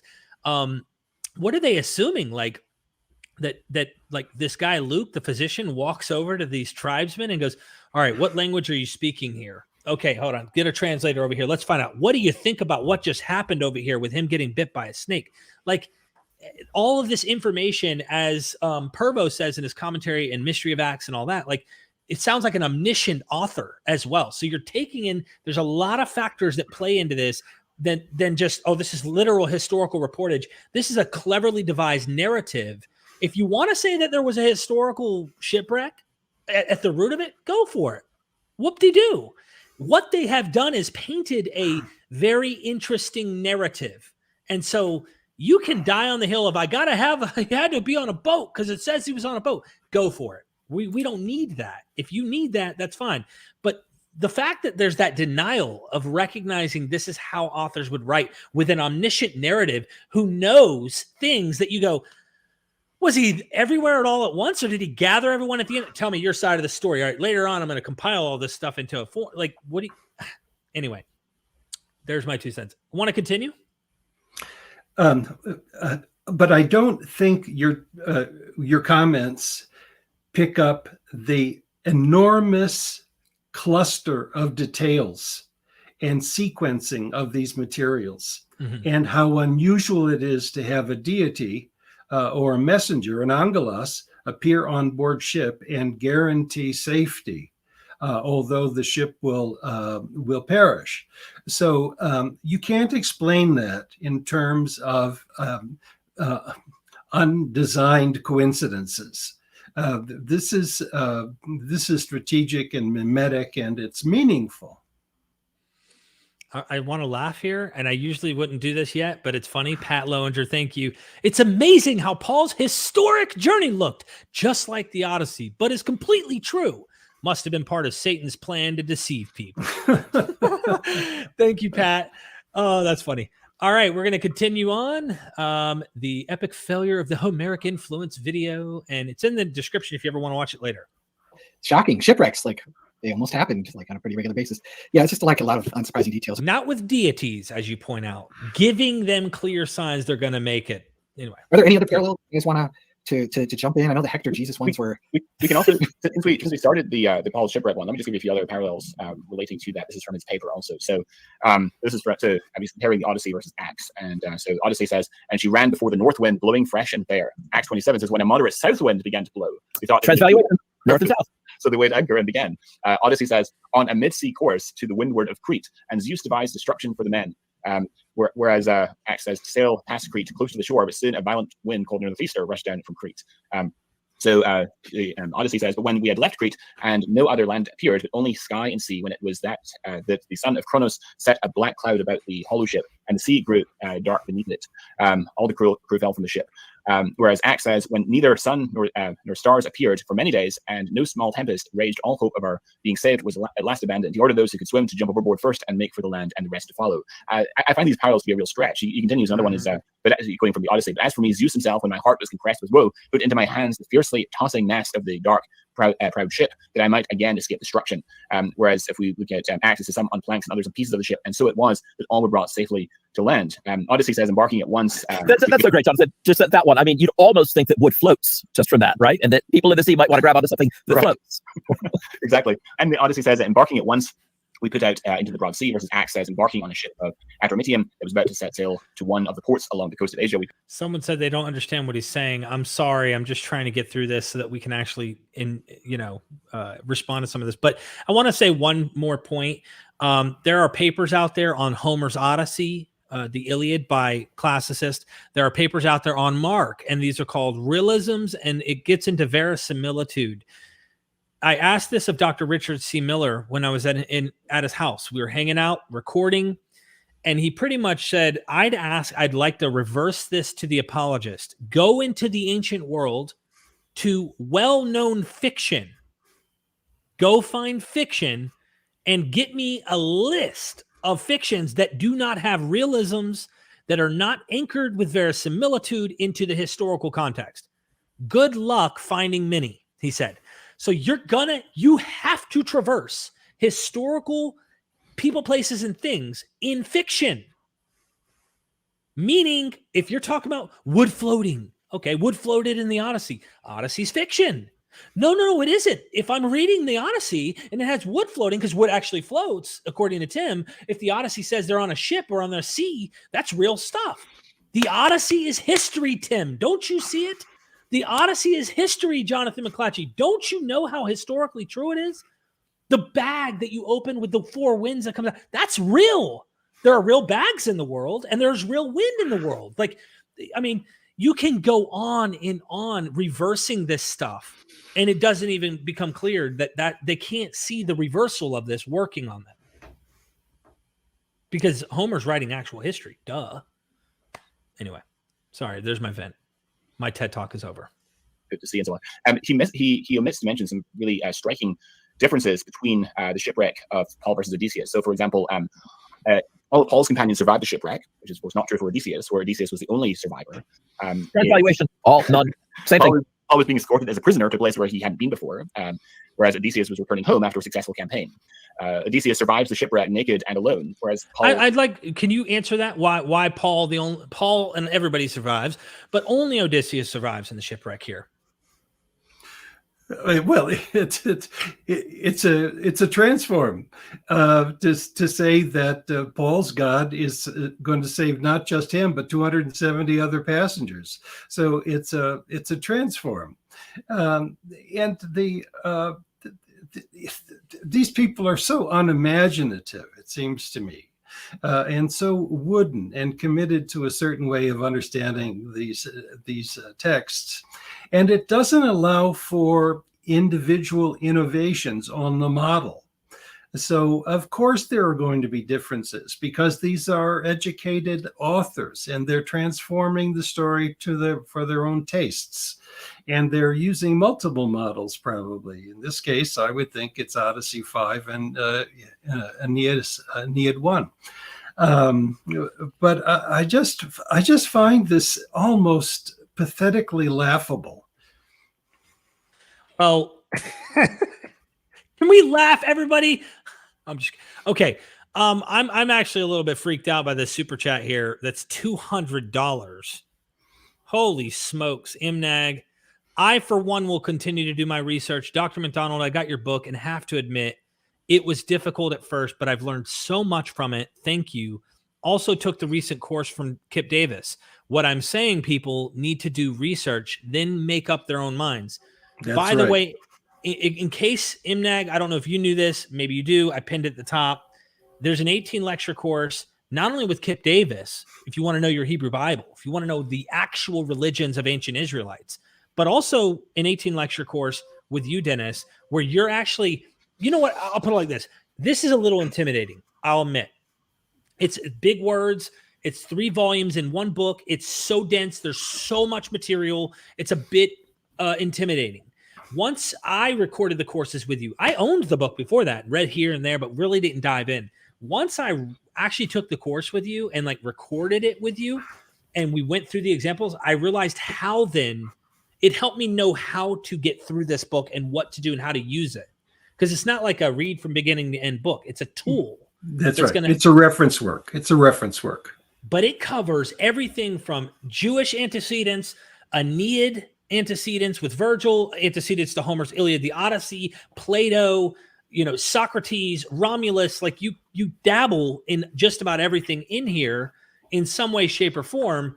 And anyway, that's your course too, which is what I've been plugging. Holy smokes, MNAG, you get like absolute salvation, and your whole family is out of purgatory due to this indulgence here, my friend. Thank you so much for that. You're amazing. Okay, continuing, Dennis. Sure. Was not naked or alone when he survived the shipwreck. Same thing. Paul ship sank when the owners and interested. I just want to comment sail outside how awesome it is that the God of this narrative is better, like way better for making everyone survive. Anyway, if you're looking for a better story, this one's better than the old Odysseus one in terms of the tragedy, right? Filling season instead of laying over, whereas Odysseus' ship sank because of the enmity of the gods. Odysseus ran into a group of young girls when he was washed up on the shore by himself, whereas Paul, of course, doesn't. Paul heals people when he comes to the island, whereas Odysseus doesn't. So, I mean, again, as Stephen rightly said, you have to factor in the similarities and the differences. And if you're going to say both the similarities and the differences all count as evidence in favor of your thesis, then how is this really falsifiable? Yeah, it's anyway. Let's continue. It's a mess, and again, I don't understand. Like, why are people latching onto this? I don't know. Maybe they can explain it to me. One of the things that maybe we should discuss is I know that McDonald alluded to Richard. I mean, I want to continue because they're going to get an axe, but I just want to make one comment.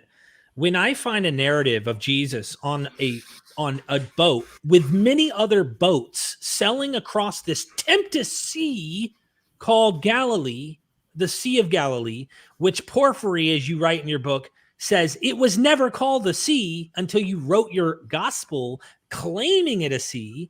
This tempest sea, that this unbelievable storm, get out of here with that. First of all, that's only something you would find in the actual Mediterranean Sea, which means they're trying to shift the narrative into a bigger world, which the Odyssey and the Iliad is taking place in. Many boats travel to the land of the Gerasenes. I was on the lake. It's not that big, and it's not that, whoa, I was there in person. So they're going to the land of the Gerasenes. This one always gets me. I mean, you can go to all sorts of different examples, but if you're not seeing how he goes to this lawless naked man in the caves cutting himself because he's possessed by a demon, and don't see that as the lawless Polyphemus Cyclops figure that is Polyphemus, and how Odysseus overcomes that. There's so many differences. There's so many differences between both narratives. we could see that. But if you're not seeing how he cast the legion, the soldiers, into pigs and drowns them in the sea, these soldiers drown in the sea, the legion drown in the sea. You also highlight that the 10th legion had the emblem of a boar, but so there's some verisimilitude here, an interesting narrative component to add. But when you look at that, and then you look at the story of Odysseus going to this land with this Polyphemus Cyclops, and then he goes to Circe in the next book on a voyage, ends up there where the witch transforms his soldiers into pigs, literally transforms them into pigs. Of course, a god gives him, a potion where he's not able to transform. He puts a sword to her neck and says, "You better turn my men back into soldiers." And later on, those men drown in the sea. If you can't see the idea here, if you don't see a theme that's happening, you have no creativity. Okay, I want to make two comments. Please do. One is a modest correction of something you said, Derek, which it comes from me, actually, indirectly. But the other is a methodological comment about what Jonathan's doing. When you compare two texts, and one's an imitation of the other, you do have to count for the differences. Mm-hmm. And some differences are aesthetic.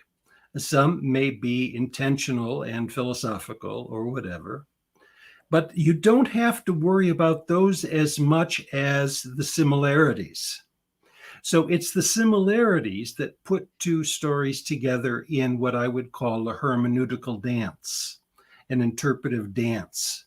So you can emphasize the differences all day long. You can nitpick all of those pieces. But what about the sequence of those pieces? What about the similarities between them? And you have to explain those somehow. Now they're trying to say you can do it because of the historical shipwreck and so on. But you can't explain all of them that way. And it's very difficult to explain the sequence that way. So yes, differences are important, but what makes gives the energy to mimesis is an accounting of the similarities. And one way to determine those similarities to decide if it's cultural information or it's literary. Mm-hmm. And if it's literary, then you need criteria. Now, one of the correction is modestly this. The word for the Sea of Galilee in Semitic languages is the Chinnereth, generally, or the Gennesar. And the Hebrew word is Yam. Now, in the Septuagint, Yam often is translated as Thalassa, that is sea. So it's not, I didn't mean to say, and I hope I didn't, that Mark is the first person to call that lake a sea. Okay. It is called a sea also in the Septuagint. Got it. But he's the first person to talk about it as the Sea of Galilee. So it's no longer the Sea of the Chinnereth or the Gennesar or whatever.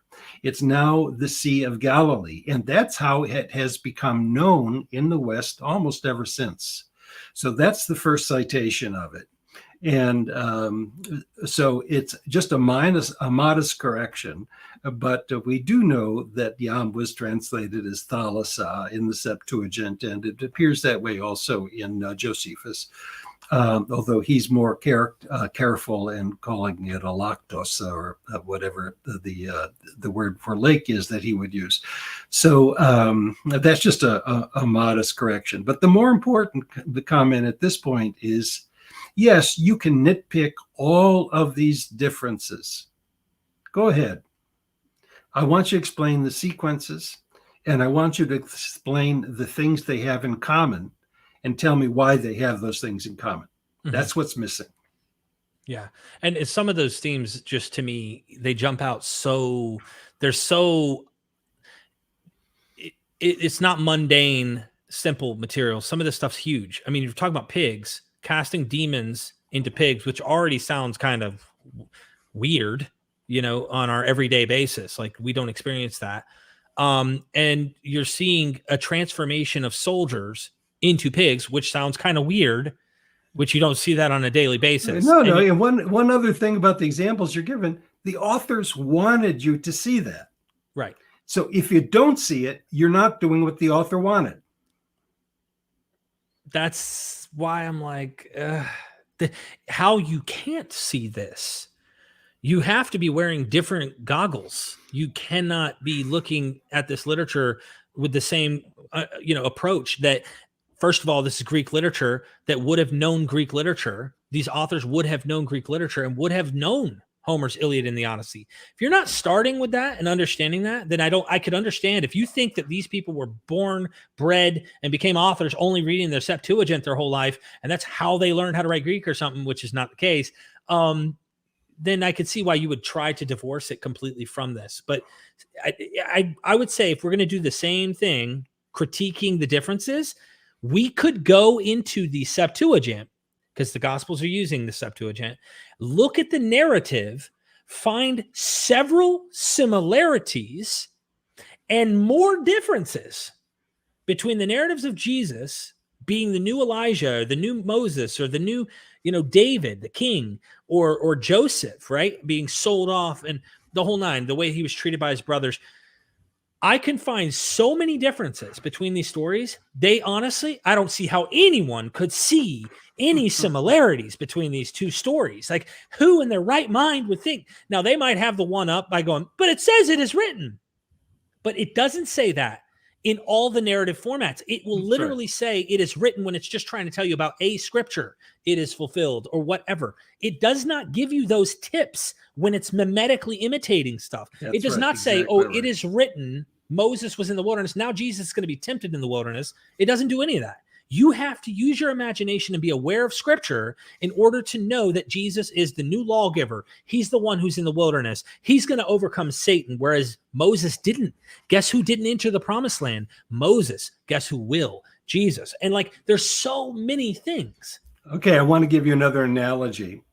And this is Lucian of Samosata, who's a brilliant Greek author of the late 2nd century, who knows, by the way, Gospels, and he knows Christians and holds them in contempt.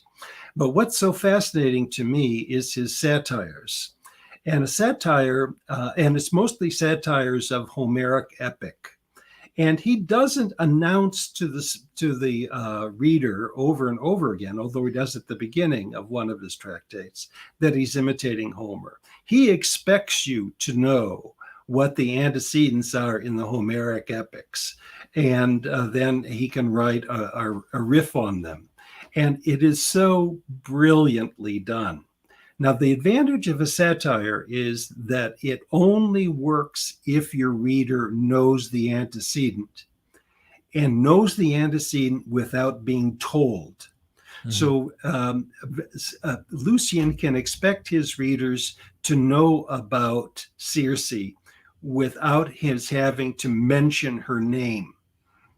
Although he does in a couple of cases, but when he's imitating, he doesn't tell you that it's coming from Homer. He doesn't say that it's Circe, but you know that the story about a witch that turns people into animals must be a riff on the epic. And the same thing's true in the Acts of Andrew and other places where you find imitations of Homer. They expect the readers to be smarter than our apologists are. At least smarter in terms of the classical literature of the Greeks. And so they don't need to announce these things to their readers. The readers have been saturated in them. They were exposed as boys, boys in school to these stories, and they probably relish them as much as my son did when he was in middle school, when we first started reading these stories. Anyway, we should get back to them, I guess. But you said something so powerful here, Dennis, that I think is very important and people should take away, that this would have been understood. Just like if you're going to write and you're writing about Jesus fulfilling prophecy from scriptures, you're going to assume that you're aware there's a nod to scripture here. So many things to get into. Let's continue because we can go on and on. Pervo. And he's like, well, he The author of Acts had Paul's letters on hand. I think Pervo also talks about him using Josephus and all this stuff. That's where he's plugging in some of these facts that make it look like historical. But you got all this Homeric mimesis and all that other stuff. And so we were kind of on that, not to shift gears too much here. But yeah, I was wondering if you guys could address that, because Pervo argues some kind of strange things, like Acts was written in the 2nd century, obviously not a traveling companion of Paul's, because he'd be very long lived. And so he's kind of putting on his hypothesis, another bad hypothesis. And so now you have this really theory-laden kind of mess. And so Ben, you guys want to speak to that? I do want to mention something. This is more of a private thing, but last night I was in conversation with Jonathan McClatchy. I got really upset, got triggered in our conversation, because sometimes he comes across in his rhetoric that's snarky to me. And it's like, it can be belittling. And I think it happens on both sides. It's not just one side, but he's often known for going and making a post online and look at me, woe is me, look how bad I'm being treated, this kind of stuff. Look at how we're, and so everybody's doing it. I don't think we should go out crying about it, but he brought up Pervo, and I don't want to dwell on this, but I want to make the point that we know that he has a reputation that has been tainted. And he said, well, I said, that like Pervo nodded to McDonald's work, right? And he wrote the Hermeneutic commentary, but he also had child porn that he got caught with, and we aren't going to hide from it. But he made the comment, and I said, what's that have anything to do with the arguments here in Acts? And what's that have to do with McDonald? He said, nothing. And I was like, gotcha. It really pissed me off a little bit, though, because it was like, why are you even bringing that up if we're discussing this issue? Would you care to make a comment about this, just so we can get it off of our chest as we move forward? Richard was a very good friend of mine. We would do bookstores and museums together. We worked on common projects. Yes, he had a problem with sex.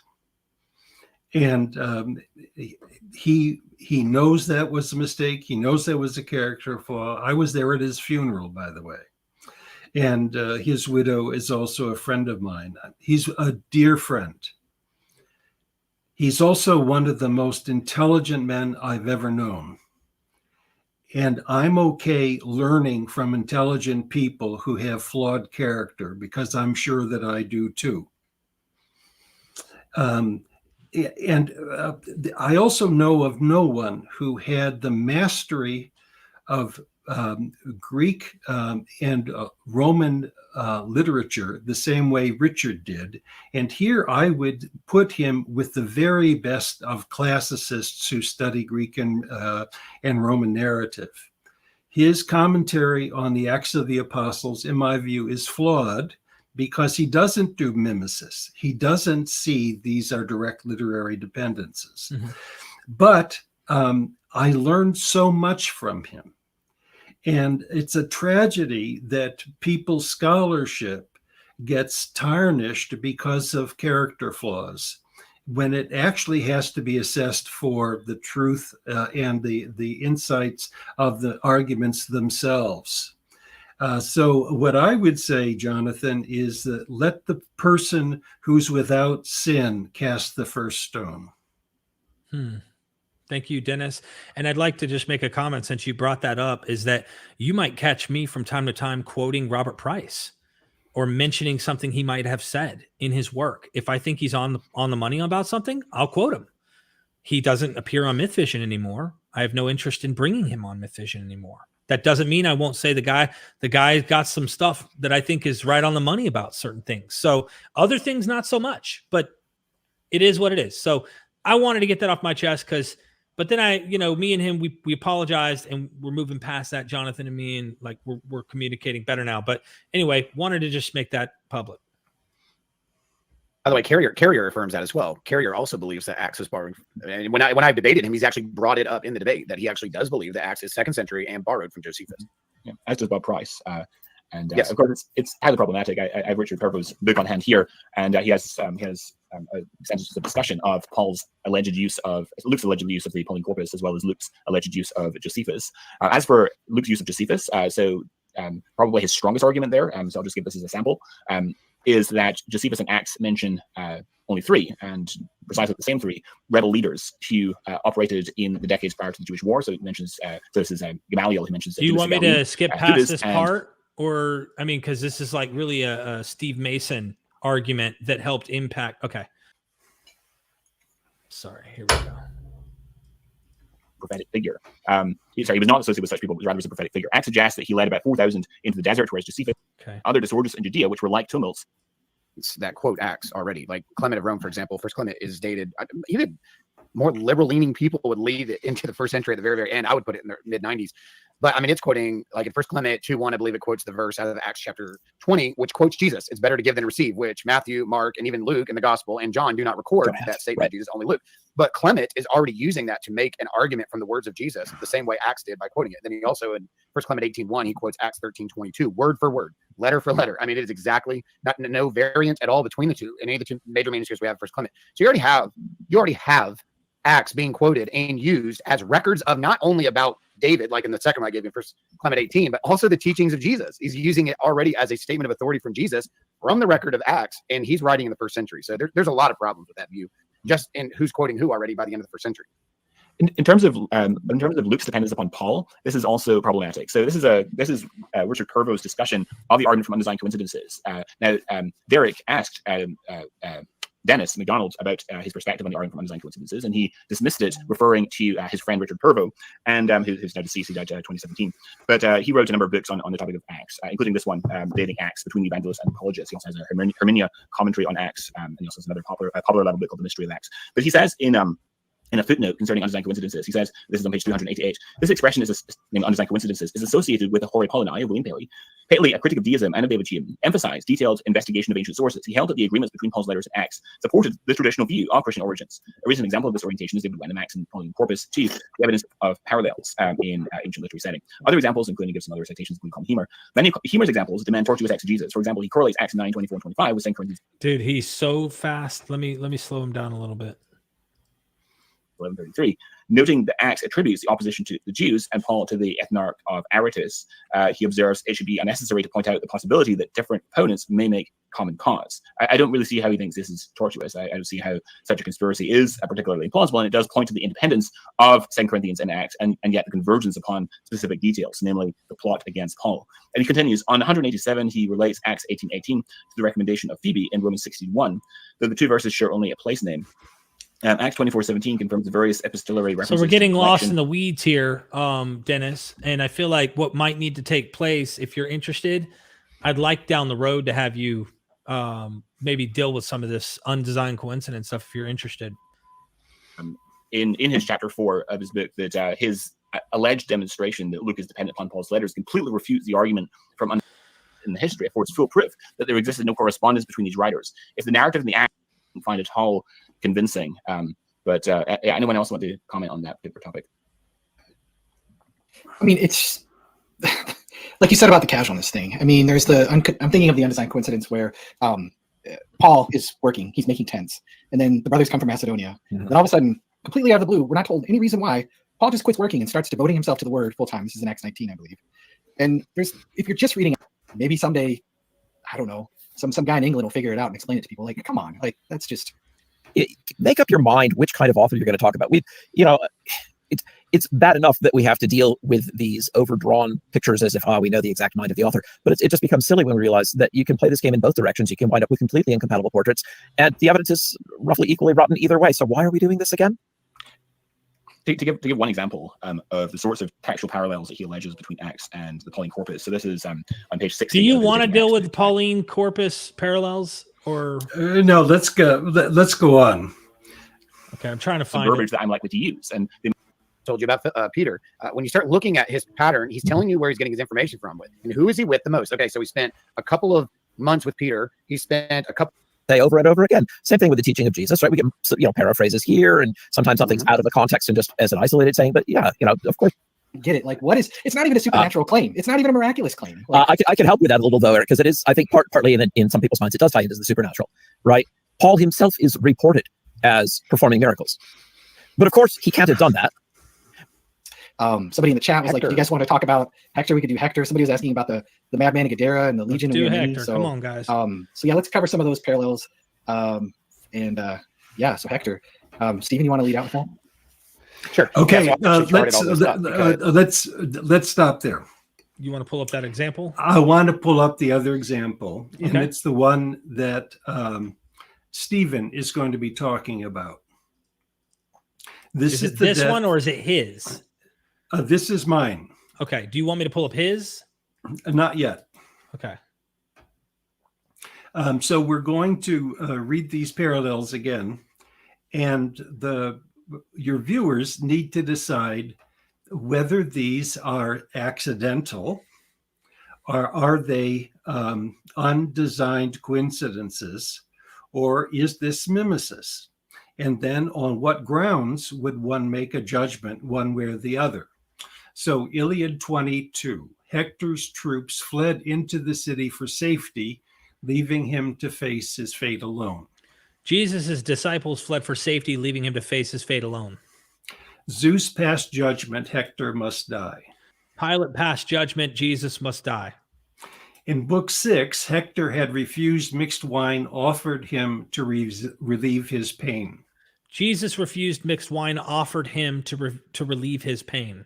Now, even though that happens in Book 6 and he doesn't die until Book 22, this is the last time Hector was at Troy, and he says goodbye to his family. So that is one of the criticism that gets brought up. That's right. And but the reader of Mark would know this as part of the Hector death sequence. It's not as if they're thumbing through their scrolls of Iliad 6 and 22 to compare them. It's rather that they know the mythic pattern of the heroic death. So the hero refuses mixed wine offered to relieve pain because he wants to return to the battle and to have his wits about him. So Achilles and Hector traded taunts. Various hostile groups taunted Jesus.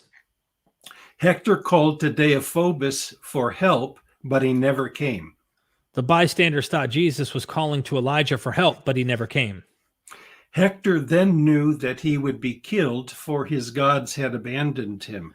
Jesus knew that he would be killed and lamented that his God had abandoned him. And that is an extremely important parallel, because it certainly is something that was objectionable to Matthew and Luke, that his gods had abandoned him, although Matthew has his own version of it, I guess. Well, he does, yeah. Hector's soul went to Hades with a shout. Jesus uttered a loud shout and expired. I'm having trouble with my scrolling here. Before Hector died, he predicted Achilles' death as divine punishment for his violence against him, and the Trojans mourned him as though their city had been destroyed from top to bottom. Jesus' death anticipated the fall of Jerusalem and the temple, whose curtain was rent from top to bottom. Now, later, Jonathan is going to argue that the expression top to bottom does not appear in the Iliad, and actually it appears twice. So that's a modest correction. Achilles gloated that he had just slain one the Trojans considered a god. That's the similarity stopped for me there. Do I need to go into the No, actual... I'll do the rest of it. Okay. So in Mark, the centurion gloated that he had just executed a bogus son of God. So the way I translate the Markan version is, oh, sure, this mortal was a son of a god. It's a gloat that is made into a confession of faith by Matthew and Luke. And Jonathan is going to jump on that. The women of Troy, watching Hector's death from their walls, cried laments. Andromache watched from the tower. 3 women watched Jesus's death from afar and presumably lamented. They included Mary of Tower Town, that is Magdalene or Magdalena, means a woman from Magdala, and that's a word for tower. And that there was a village that was named after that. although where there's a debate about when it became understood as taking the name Magdala. But there is a tower, and so both Andromache and Mary are related to a tower. Now, there are several similarities here that are important, but the one that I think is so important is the recognition that once God has abandoned him, and the person and the failure of the help to come. But the other is, and they're not going to mention this at all, Virgil uses this story at the very end of the Aeneid to talk about the death of Turnus by Aeneas, that then is going to end in the founding of Rome. For Homer, the story is going to end in the destruction of Troy. So there's an emulation between Virgil and Homer. And of course, the death of Jesus is going to lead to the destruction of Jerusalem in the mind of Mark and Luke.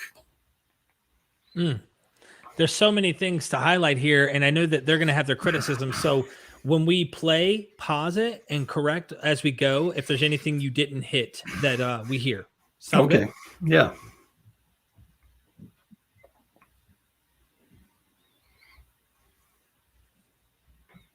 Sounds like I need to get Richard Miller on to do some jabbing here. All right.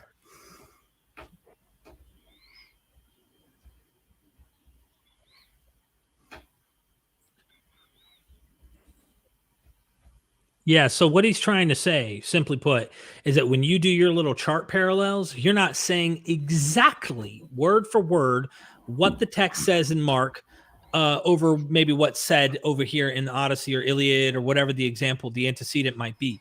And therefore, because it's not verbatim, really, you're kind of playing a trick on people, is what he's trying to argue, getting people to think there's a parallel there, but maybe even that's not true. That's how I am reading what he's saying there. Is that how you picked it up? Well, but it means that he's not consulting the synopsis, because this comes at the end of about 10 pages of a discourse in which I put the parallels back to back, and there are verbal similarities between them. Right.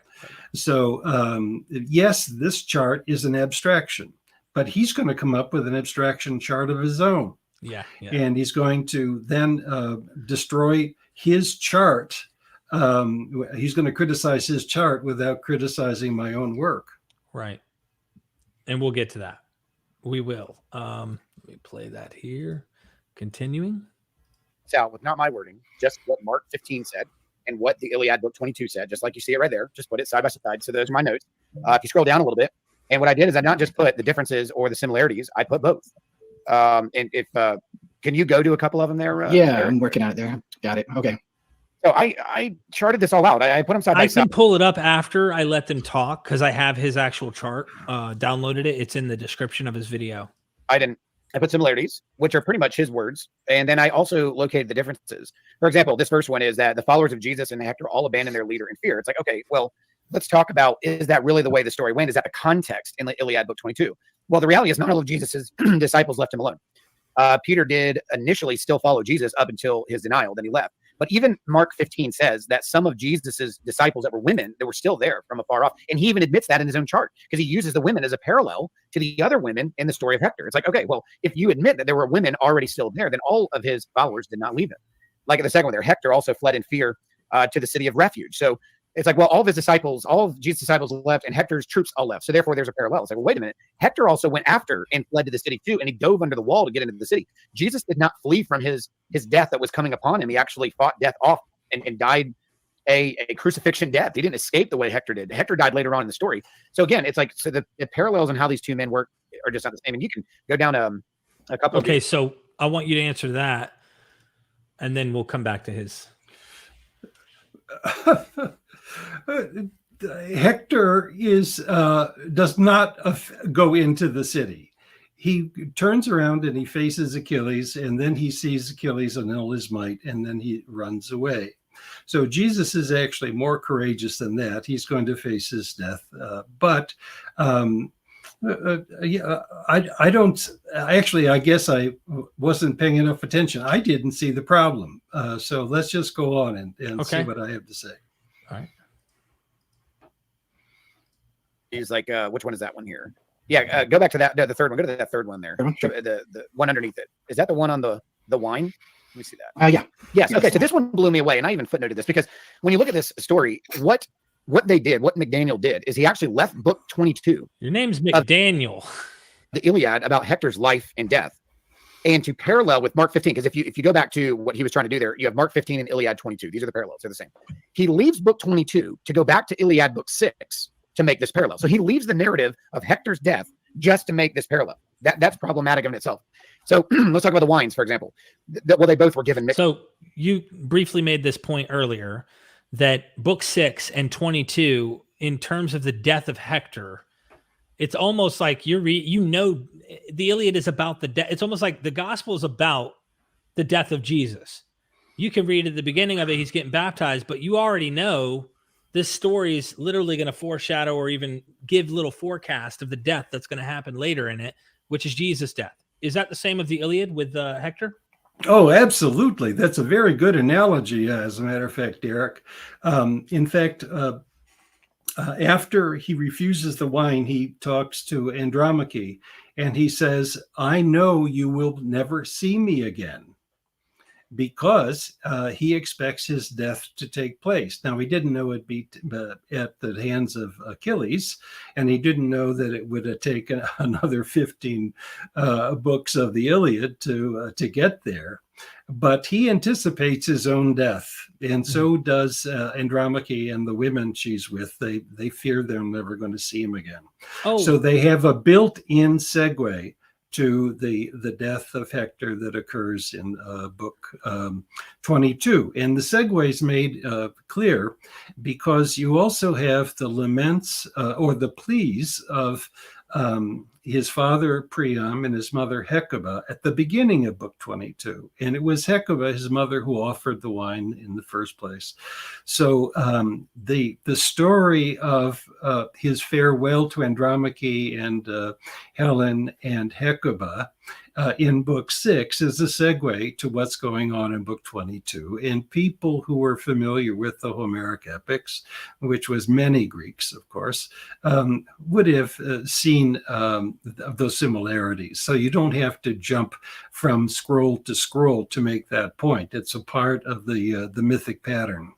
and then the female disciple part, the idea that his disciples or fled him, and he's trying to argue, well, look, a few of them stuck around.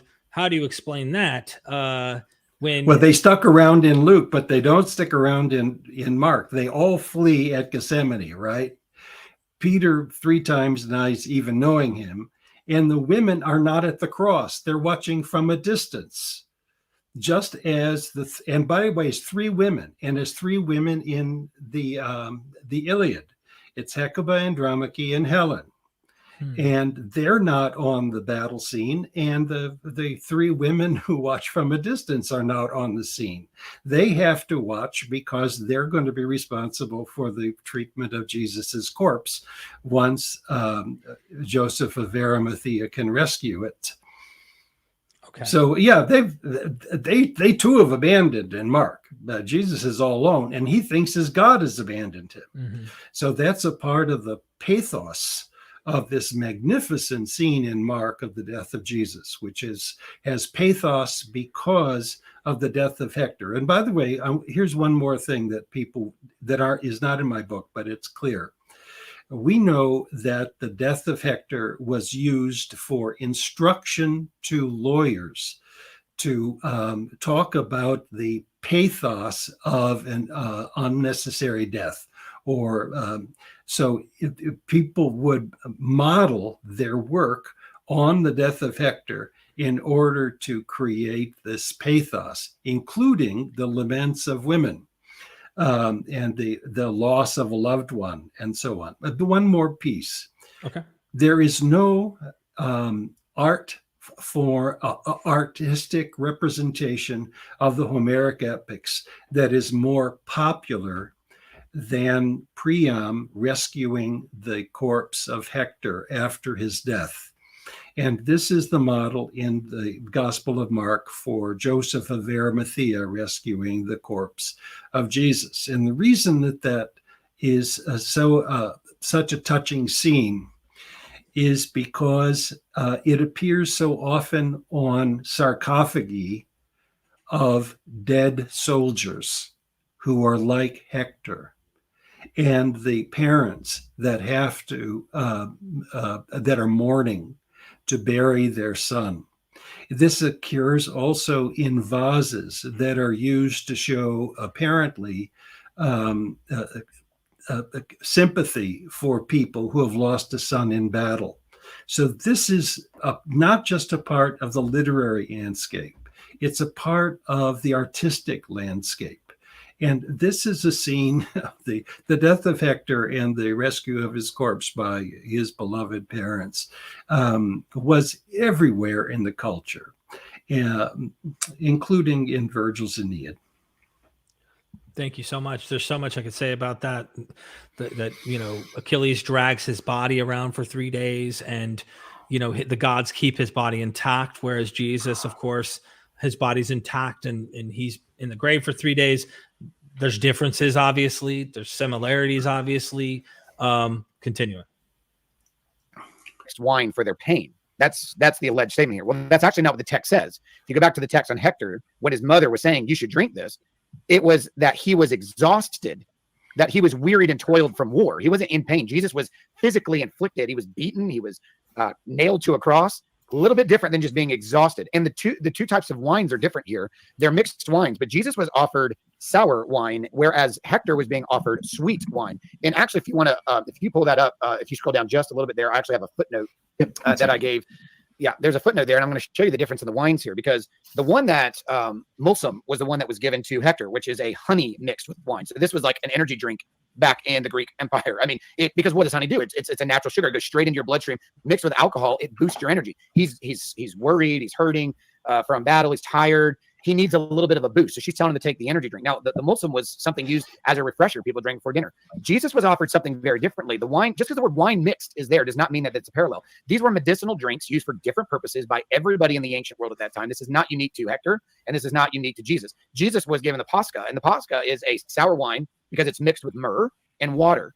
It was more of a medicinal reason, whereas the other one was more of an energy reason. So the scene shifts. So we have major issues. The scene shifts from book 22 all the way back to book 6 instead of staying in the story of Hector. So the fact that you have to go back in history to find this parallel instead of staying within the narrative should tell you right there it's not even a parallel. The wines are mixed differently. The type of wine is different. Hector is wearied by toil. Jesus is actually in physical pain. So that's 3. 4, Jesus was offered this moments before death. Hector was not. Hector was not about to die when he was offered this wine. He was just tired and wearied from war. Jesus was in his last moments. In fact, Mark 15 says right after that was given, he died. He gave up. And then number 5, the primary reason involved for giving the wine to Hector was so that the first portion of this wine that his mother wanted to give would be given as a drink offering to Zeus. So he didn't include that in his parallel. What was the main reason the mother said to do this wine? Well, yes, he was tired and wearied of war, but the main purpose was to take the first portion as an offering to Zeus before he participated of himself. And then the major difference here is Jesus, from what we know of John 19, it doesn't really say he did or didn't in Mark 15, but what's implied there in Mark and then later affirmed by John is that Jesus actually drank the wine. In the story of Hector, he refused it and never drank it. So when you actually tear down, Hold on. He jumped from Mark to John and said, John affirms what Mark's saying here. Harmonization there. But anyway, can you comment on that, Dennis? It does not merit comment. It is such a stupid argument to say that in this case, we have 2 people who are offered wine. They refuse it. They're heroic. They're about to die. And to say that one is sweet and one is bitter is just nitpicking. And it really, again, it's learned. He has intellectual pretensions, but he's anti-intellectual. There's no methodology that's informing his judgment here. And why he ignores that it appears in a sequence where you have so many other parallels. That's why I wanted us to trot out these texts that appear in the synopsis. And it shows the ingenuity of intelligence of people who know the truth before they see the evidence. And then they scurry around the evidence to find a way to say that the parallels do not exist. Really, this is such a shell game. And I hope your viewers realize that this is not serious scholarship. This is simply apologetics at its lowest denominator. What do you say when he says that Hector was not about to die, but Jesus was literally on the brink of death? Was Hector about to die? According to the mythic pattern, yes. He goes out to the battle and he survives for a long time, but the next time he comes back home, he's dying. Mm-hmm. So it's a part of this mythic pattern that you have the heroic death. The fact that he's able to survive so long, I just don't think is a big issue. Okay, thank you. Continuing on this story, and you have more. Jesus was in pain, and Hector were both in pain, and they were both offered mixed wine. You see how close that is? They were both in pain. They were both offered mixed wine. Well, let's actually take the whole context, which I did there, of Mark 15, 36 and 38, and then the Iliad. Hey, I am curious how often like mixed wine in narratives like this is given to heroes of the story who, when they die, the city ends up falling. Like, how common is that? Anyway, moving on. In fact, is actually not 22, it's Iliad 6. And you actually start going through, what about the wine? What was the purpose of the wine? What was the main priority of the wine? What was the substance of the wine? What was the reason both of them were drinking? Are they both at near-death experiences? Are they actually taking it? Are they drinking it and one's rejecting it? When you start tearing this down, it's not even close to being the same. And that's the point. These similarities are only similar in how you are phrasing these in these charts, not in actually how they're being told in the narrative. And there's many more. I mean, we don't have to go through all of them, but I've charted every single one of these out, going back to these claims. Go ahead.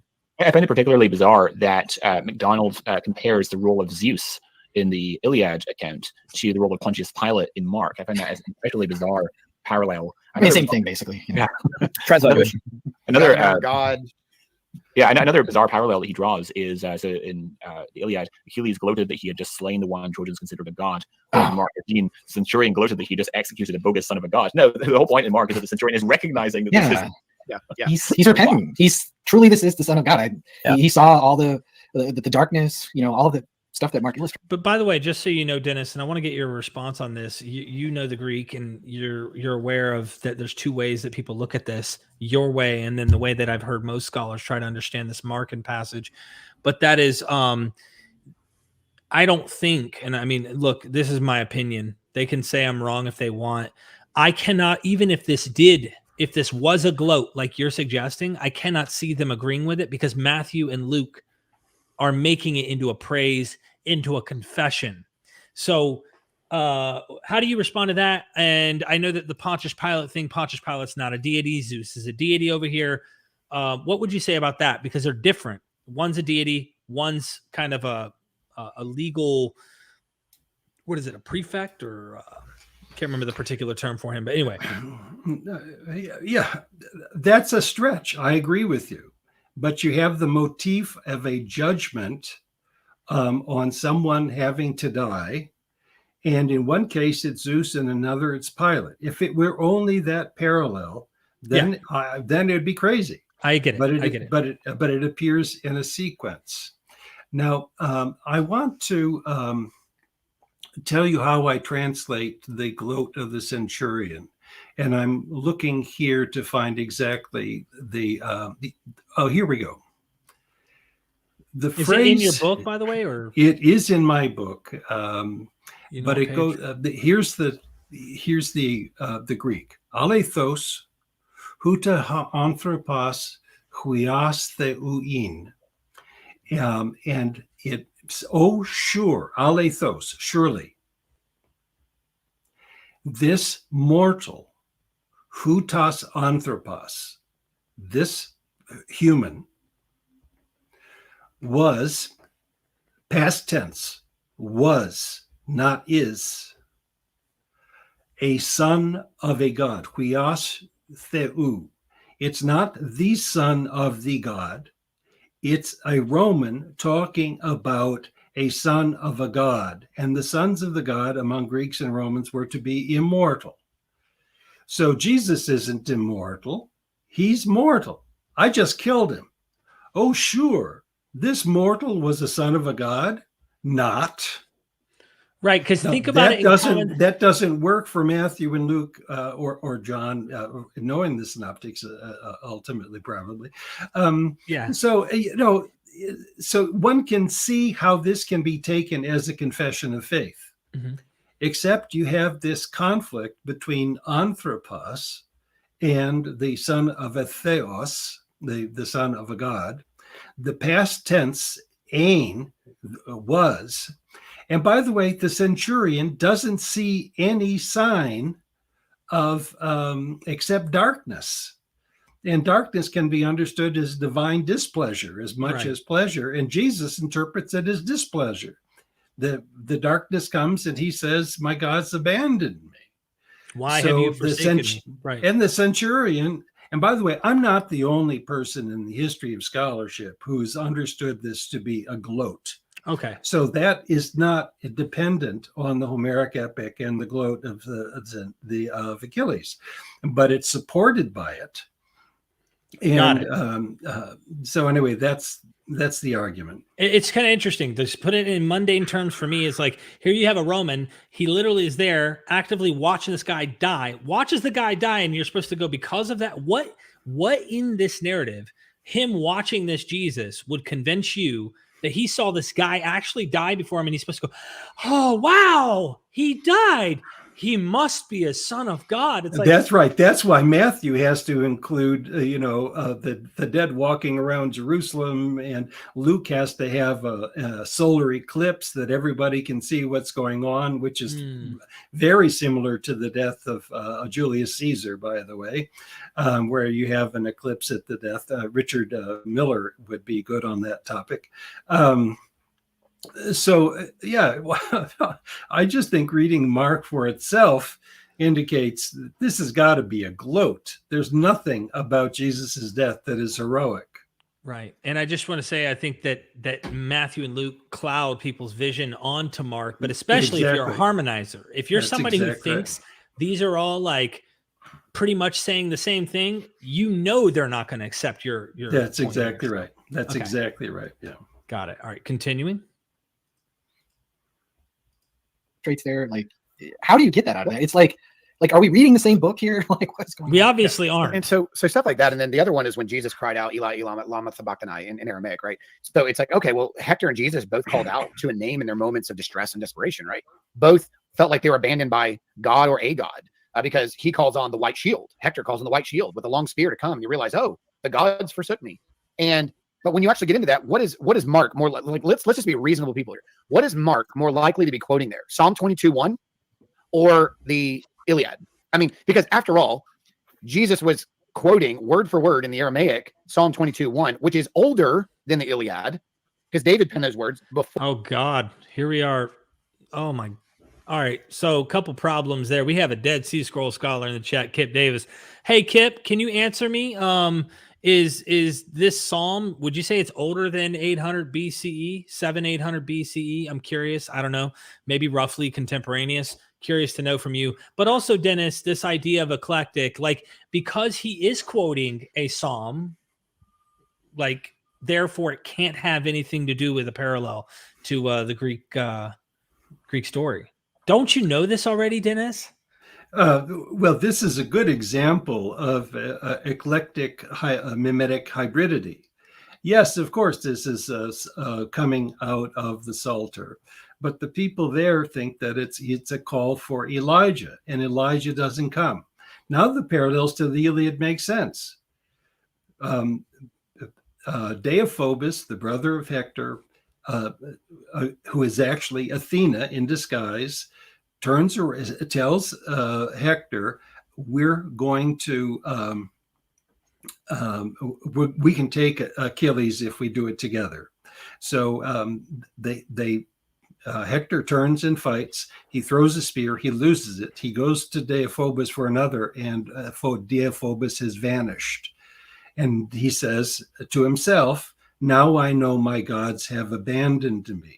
So the issue of the Eloi, Eloi, lama sabachthani, my God, have you forsaken me, is mistaken as a call for Elijah, which is similar to Hector's call for Deiphobus. But neither Elijah nor Deiphobus showed up. So in fact, the gods have abandoned him. But the advantage of what we have with the Psalter is people familiar with the Psalter know that Psalm 22 ends with the vindication of the sufferer, and that there's salvation coming. So you have to wait until the resurrection to get the salvation, but the death itself is dismal, and Jesus himself thinks he's been abandoned. So I think it's really disingenuous to focus on this business of whether it's a quote from Psalm 22 or not, because its function in larger narrative is the non-appearance of Elijah, which is similar to the non-appearance of Deiphobus. And that is very unusual motif, although it does appear in the death of Turnus at the end of the Aeneid. Turnus knows that Juturna, his nymph daughter, sister, cannot come to his rescue. Even so, he continues to fight Aeneas and then dies. So it's a motif in the Homeric epic tradition, but not elsewhere, as far as I know. Thank you. Before the Iliad was ever written, Mark is telling you right there where he got that from. Why would that be a parallel to the story of Hector when he is telling you he's calling from? And even Mark 15 tells you that there was a Jewish implication of the statement. What did they say? Oh, he must be calling down Elijah. Maybe Elijah is going to come. They did not think when they heard Jesus say those words, I wonder if this is similar to the Hector story back in the Iliad. No, they instantly go to, oh, he must be evoking on Elijah. And I have a reason. I even put it in the, I gave a footnote there that either they only caught the first syllable or spoken willful mockery as declared we called God, Eli, or Elijah, whose appearance was expected. Why? Because the Jews were expecting Elijah to come. So they were probably making a mockery out of it. But what was their interpretation? I just want to make one point that I find interesting. This doesn't take down what he's trying to argue here, but it's an important, there's a book I had, a fan of MythVision actually wanted me to get composite quotations that the gospel author will say in the book of whatever book they'll quote, like in Isaiah, it is written. And then when you read the quote in the gospel, it's not just Isaiah. It literally is riffing off multiple sections in the scripture. So when you read it, you go, you go to Isaiah, you're like, hold on, like maybe a piece of that's in Isaiah, but like why are they quoting other stuff? Technically, they're having more than one. It's eclectic is my point. It's eclectic of scriptures compiled into one, even though he just mentions one. Hey, Isaiah, it is written, but it's really Isaiah and Hosea, or two books into one quotation. The idea of eclectic that you're bringing up is what is missing in this conversation with him, is my point. Of Jesus saying that. Oh, he's evoking on Elijah because everybody's waiting for Elijah to come. But he's quoting Psalm 22. I mean, this isn't hard to figure out. I can't even believe that one was a parallel. And then there's another one that if you keep going down with Mark 15:38, the curtain of the temple was torn in two from top to bottom. He has the story of Hector. And this is what it says. But think lest the gods, remembering me, turn their wrath on you, that the day of the Scaean gate, when brave as you are, Paris kills you and Apollos helps. His father, Priam, groaned in anguish, and the wave of grief spread around them in the city, no less than all the lofty Ilium were on fire. And I even put the similarities here. I'm really not sure what parallels are here at all. There's a lot of presumption here. McDonald has in his chart from top to bottom from the Iliad. However, none of these words are actually stated in the story. It says that no less than all of the lofty Ilium, or the city of Troy, if you would, was on fire. Where does he get the wording here that there's this top to bottom situation paralleled with the torn? I look over and over again to see if the words top to bottom were used in the Iliad. It's not. It's that they were set on fire. But the parallels between the prediction of the man falling and the city falling are completely different. The assumption that the veil in Mark 15 is being torn in two was predictive to the fall of the temple, and an assumption that's not demonstrated at all in the text. So there's a lot of assumption and presumption in this. And in the temple, the veil was torn from top to bottom. That actually took place, according to Mark. In the Odyssey, or excuse me, in the book 22 of the Iliad, the portion of Troy being on fire was a hypothetical statement about how the city felt, not based on actually something had happened. This is the way the city felt. It was like, man, it's almost as if Troy just caught on fire or something. How is that parallel to a curtain in the temple being torn from top to bottom? I don't understand. So that one. Same. Dennis? Yeah, I'm looking for the exact expression. The expression appears twice related to the fall of Troy, that it falls top to bottom. But I think the reason that Stephen can't find it is it usually is translated as thoroughly, because that's what it means also in Greek. Top to bottom means utterly. So it's utterly destroyed. Mm-hmm. So, but the words in Greek are there, and I'm sure that I can find it if I scurry around. So I'll keep looking. Okay, and then about the idea of the city didn't literally burn; it was like it had burned. What are your thoughts about that? Because I see Jesus, his death, literally they blame the Jewish people who did not accept and turned away the Messiah. You find this theme throughout the Gospels, including predicted in Mark 13 with the temple's destruction coming up, like that his death is what caused the city to fall. It seems like Stephen's trying to say in the Odyssey or the Iliad, I mean, is like, no, there's no fall of the city. The city itself. Actually, this is a very important point, and I'm going to try to make it as simple as possible. The veil rending of the temple often is understood to mean that there's no longer need for a high priesthood, that forgiveness can come from anyone because everybody can now go into the temple and find that forgiveness. Mm-hmm. It doesn't mean that at all. It means the opposite. It means that God has abandoned the temple. It symbolizes that the temple veil is there and now God has abandoned it. And you have that also in the Q document.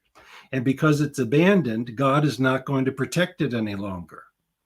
So the idea that it is related to the fall of Jerusalem, mm-hmm. because God's not going to protect it any longer. And John Kloppenborg has written a beautiful article on the curses that Romans gave to cities to invite their deities to leave their shrines so that they could take the city without the gods defending the city. And that's the background for this, almost certainly. It's not to let everybody into the Holy of Holies. It's to let God out, so then God doesn't need to protect the temple. Fun fact, just teasing people to let them know, I just talked to John Kloppenborg yesterday on the phone, and he's actually coming out to do some recordings with me in August here at the house. So good news, we have some stuff to talk about. Also, Dennis, what about going into the Iliad? What about this Troy's fall, Troy's demise? He made it sound like, well, it just says that when he says it burned, it didn't literally burn. It just meant like it was like it burned because their hero died. Is this not a foreshadow of the fall of Troy? I thought that Troy, just like Jerusalem, was destroyed. If you take a look at Virgil actually has in book 3, or book 2, I guess it is, a description of the fall of Troy. And there you have fire and destruction and so on. So you don't have to have the Iliad. The Iliad doesn't tell you about the destruction of Troy. That has to wait until Virgil and afterwards. But yes, you have fire, you have destruction. I can't cite the particular texts at this point. Okay. So another fair way of putting it, as Robin Faith Walsh has, she sees antecedents in Virgil with Mark. And so it's like, heads up, if Virgil's doing this and there is an antecedent here, like, why wouldn't you see your hero in mimicking the fall of the city? Here's exactly what we're seeing go on here. And doesn't at the end of Virgil, you say the fall and destruction of something is kind of the birth of the Roman Empire, or the Yes, of course. Yeah. And by the way, you also have in Luke is mourning Jerusalem. Luke's Jesus is mourning Jerusalem. And he says that your city will be sieged.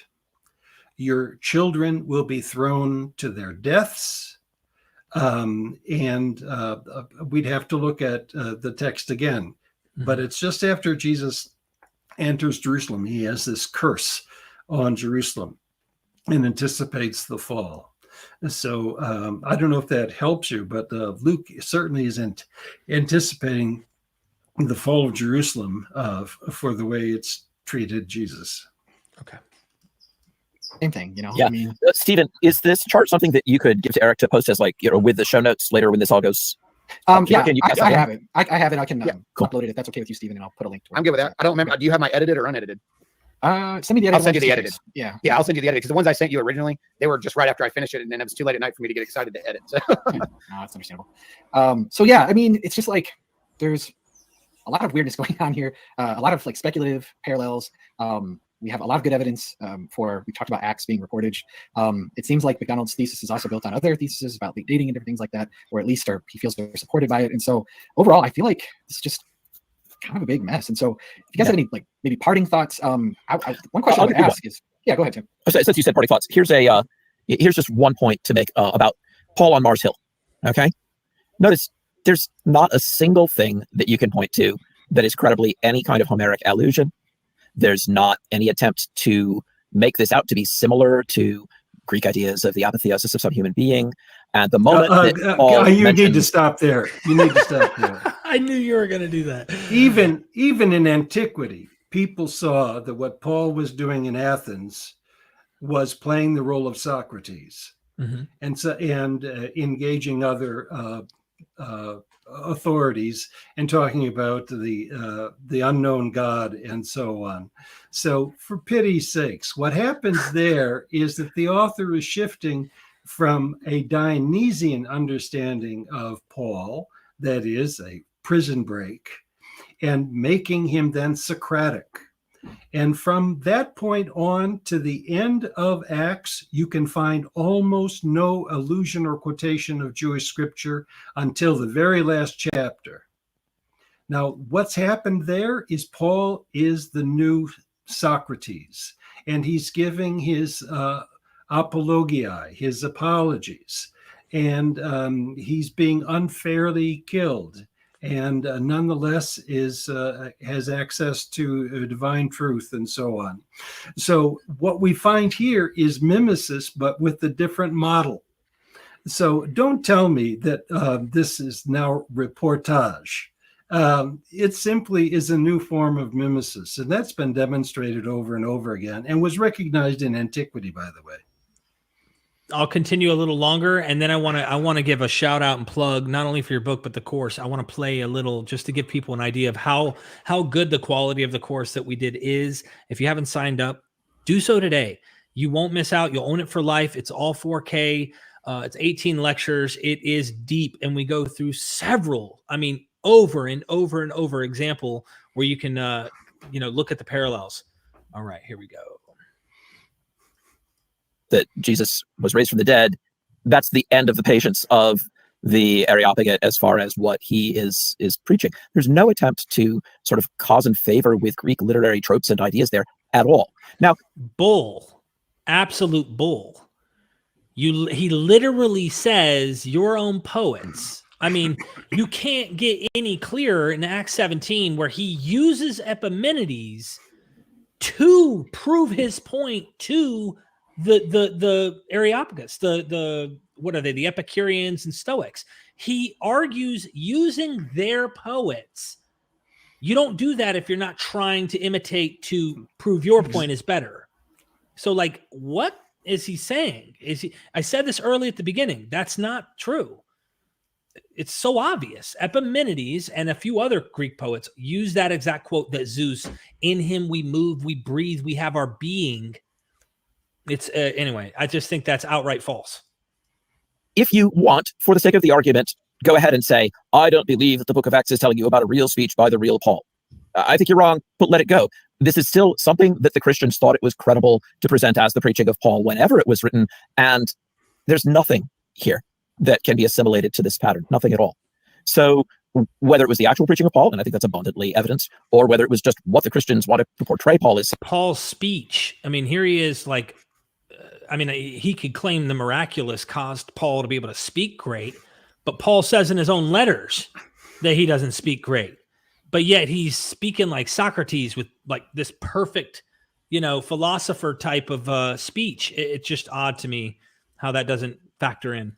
Saying there's just no room here for this kind of thesis of the borrowing of tropes from Hellenism. And so our initial assessment, which we make on the basis of knowing how much the Jews hated Hellenistic learning, especially the Jews in Palestine, and how they wanted to separate themselves from it, they hated it so much that the Talmud had to argue amongst themselves, and the Jews were constantly trying to understand hundreds of years after the first century why there's still people doing it. That's how much they hated it.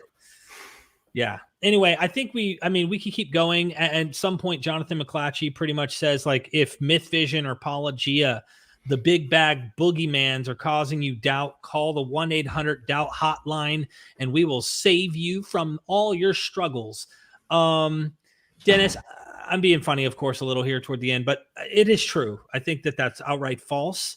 Is there anything before I end up sharing and showing the screen and giving people something to vibe off of with the course that you'd like to say? Well, I think these apologists are reverse engineering because they start with the conclusion that the New Testament is historical and that it more or less reflects the history of Jesus and Paul and so on. And so then they move from that and they try to defend that position against all other comers. And they're nervous about commensurabilities. They're nervous about any parallels that can't be established from Judaism. They're nervous about what they call the stealing of stories. And it's not stealing at all. It's cultural transformation, and it's what we'd want them to do. And ironically, the authors of the Gospels are themselves apologists. They're apologists for their own understanding of the importance of Jesus and the Christian movement. And they're not historians. They're trying to craft narratives that are going to support the identities of these burgeoning Christian communities. And I think we need to honor it. And I don't think we understand this literature unless we understand that that's what they're doing. To think that they're writing history is to misunderstand them. And it's for that reason that I not only differ with the apologists, that I really feel sorry for them, that they can't understand these texts. Really appreciate that, Dennis. We had some super chats along the way. I do want to plug the course, but Pinch becoming a member, thank you so much for being a member. I just want to try and get through these because I don't like to leave anybody hanging when they help support us. Gettysburg Demoniac, Greek culture had a huge impact on Judaism in Jesus' day. What pagan religious practices were brought into Christianity from other cults around them? I would just say Dionysus, but... Yeah, sure. Yeah, that's a very good one. And not when you've written an entire book. In your synopsis, you go into it. The Dionysian gospel, he turns water into wine. Several reasons. He's a resurrected type deity. He's a son of God. I even thought earlier about the whole Romulus thing and like the Caesars post-mortem appearances, that they're eyewitness testimonies. And here's Paul. Before Paul, you got the road to the Emmaus Road in Luke, which is the same author as Acts. Literally, he appears to them. And then in Acts, he appears to Paul on a road, again, eyewitness testimony, just like the other legends around. So thank you, Gettysburg. Again, did the Gospels' original readers know the text were fictional Homeric myths? If so, why did readers later believe these things literally happened? There's a huge debate about to what extent ancient readers of the Homeric epics consider them to be historical. And there's a wonderful book on this topic. And yes, they did understand them to be, to some extent, historical, even though they were mythological also. So it's a very tricky business. Now, I don't think that the gospel readers were taken by the historicity of this as much as some pagan devotees, but it's an excellent question. And I don't think there's a simple answer to it, but there certainly is a good scholarly discussion about whether the Greeks believed their myths and to what extent the Homeric epics were considered historical. But you have the same thing with the Aeneid. The Aeneid has historical information in it, but it's obviously mythological. Mm-hmm. And later readers actually thought that you could tease history out of the Aeneid because there is historical information there. There's no question. Thank you so much for that. And I just want to, if you're interested, Gettysburg, to go a little deeper into kind of the debate among scholars that I look at and really value their thoughts on. M. David Litwa wrote How the Gospels Became History, and then there was a critical response by Richard C. Miller in an article against Litwa's point of view, because he thought that he titled the book wrong, not How the Gospels Became History. The book, he argues, is that the gospel authors are trying to coin off mythographies as histories, that they're kind of trying to write fake histories, whereas Richard Miller thinks, no, that's centuries later. that Christians then started to interpret the Gospels as histories. And Eusebius is the first historian in the church who actually goes to say, I'm going to write the first histories of our church. And it's like he's wandering in the dark. And he even says a prayer in the writing saying, like, God help me, because like there may be footprints somewhat in the sand behind me that I can maybe try to find. But like, I'm going to try and write the first history for the church. And Eusebius is the first one to try. Look Richard C. Miller up. Check out Resurrection and Reception. Check out M. David Litwa's book, How the Gospels Became History. They may disagree. I mean, you disagree, but they're in the same ballpark. And I hope that you'll check that out. Gettysburg, again, the miracle stories that have callbacks to 1st and 2nd Kings, Elijah miracles. Why is it more likely the author is using Greek poetry instead of the Septuagint? Well, I don't think it's an either or. I think it's both. And you have then this mimetic hybridity. So, for example, the healing of the widow's son at Nain in Luke clearly is a rewriting of a story similar to what one finds in 1st and 2nd Kings. But in this case, Jesus is more powerful than Elisha. So, but it's a very good question. It's not an either or. It's culturally hybridic, and that's where it gets some of its power. And that's how they were trained, right? They were taught to pick from multiple sources when they were compiling or creating narrative. Yes, because then they can't be accused of plagiarism. Because they have multiple models. And the image that was used in Antiquity, it's like a bee that goes from flower to flower, collecting nectar and then creating their own wonderful honey. Thank you, Dennis. Imnag says, I'm not sure that apologists realize how condescending they come across, claiming the absolute authenticity of the Bible when the evidence to the contrary is overwhelming. Yep, I gotcha. Thank you so much, Imnag. Gettysburg says, one of the dead giveaways of the mythological aspects of the Gospels is the meaning of names given to characters in the stories. Can you give examples? Oh, that's a very good one. Judas Iscariot comes probably from into the city, and the Homeric equivalent is Melanthius, whom one first meets in the Odyssey, coming into the city. I talked about Mary Magdalene and coming from Magdala, the tower town, which is a flag to her to Andromache. But the one that I think is clearest is Joseph of Arimathea. Joseph is playing the role of Priam, and Priam is the father of Hector. Jesus's father's name in the tradition was Joseph. So it's not Joseph of Nazareth who is bearing his son. It's Joseph of Arimathea. Take a look at a Bible atlas and look up Arimathea. It never existed. There is no ancient evidence of a place called Arimathea. What does Arimathea mean in Greek? It means excellent learning, excellent discipleship. The same word Mathea is the word we get the word mathetes, that is a disciple. So he's playing the role of the excellent disciple as opposed to his father or the disciples who are nowhere around. The word legion, obviously, for the demons is symbolic. It's talking about the legio, the Roman legion. There are other examples too. Gyrus means glowing. He will enlightened. Glaucus means the Homeric equivalent means glimmering. So these now most of the names in the Gospel of Mark are historical characters, but not all of them are, and some of them are contrived. But they're meaningful to the narrative. One thing about the Andromache thing that I think is powerful is she and two other women are with her watching Hector die, and of course mourn the death of Hector, and they're watching from a tower in a distance in Troy, watching from the tower over the wall, seeing Hector die.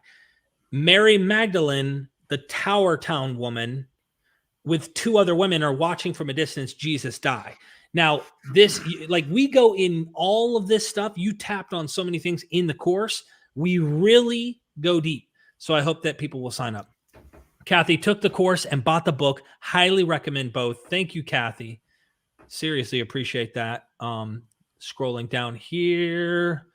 Koval77, thank you so much for that super chat or super sticker. I really appreciate that. And Pat Lowinger says, I'm just relieved the Noah flood was original. Yeah, I know. I feel the same way.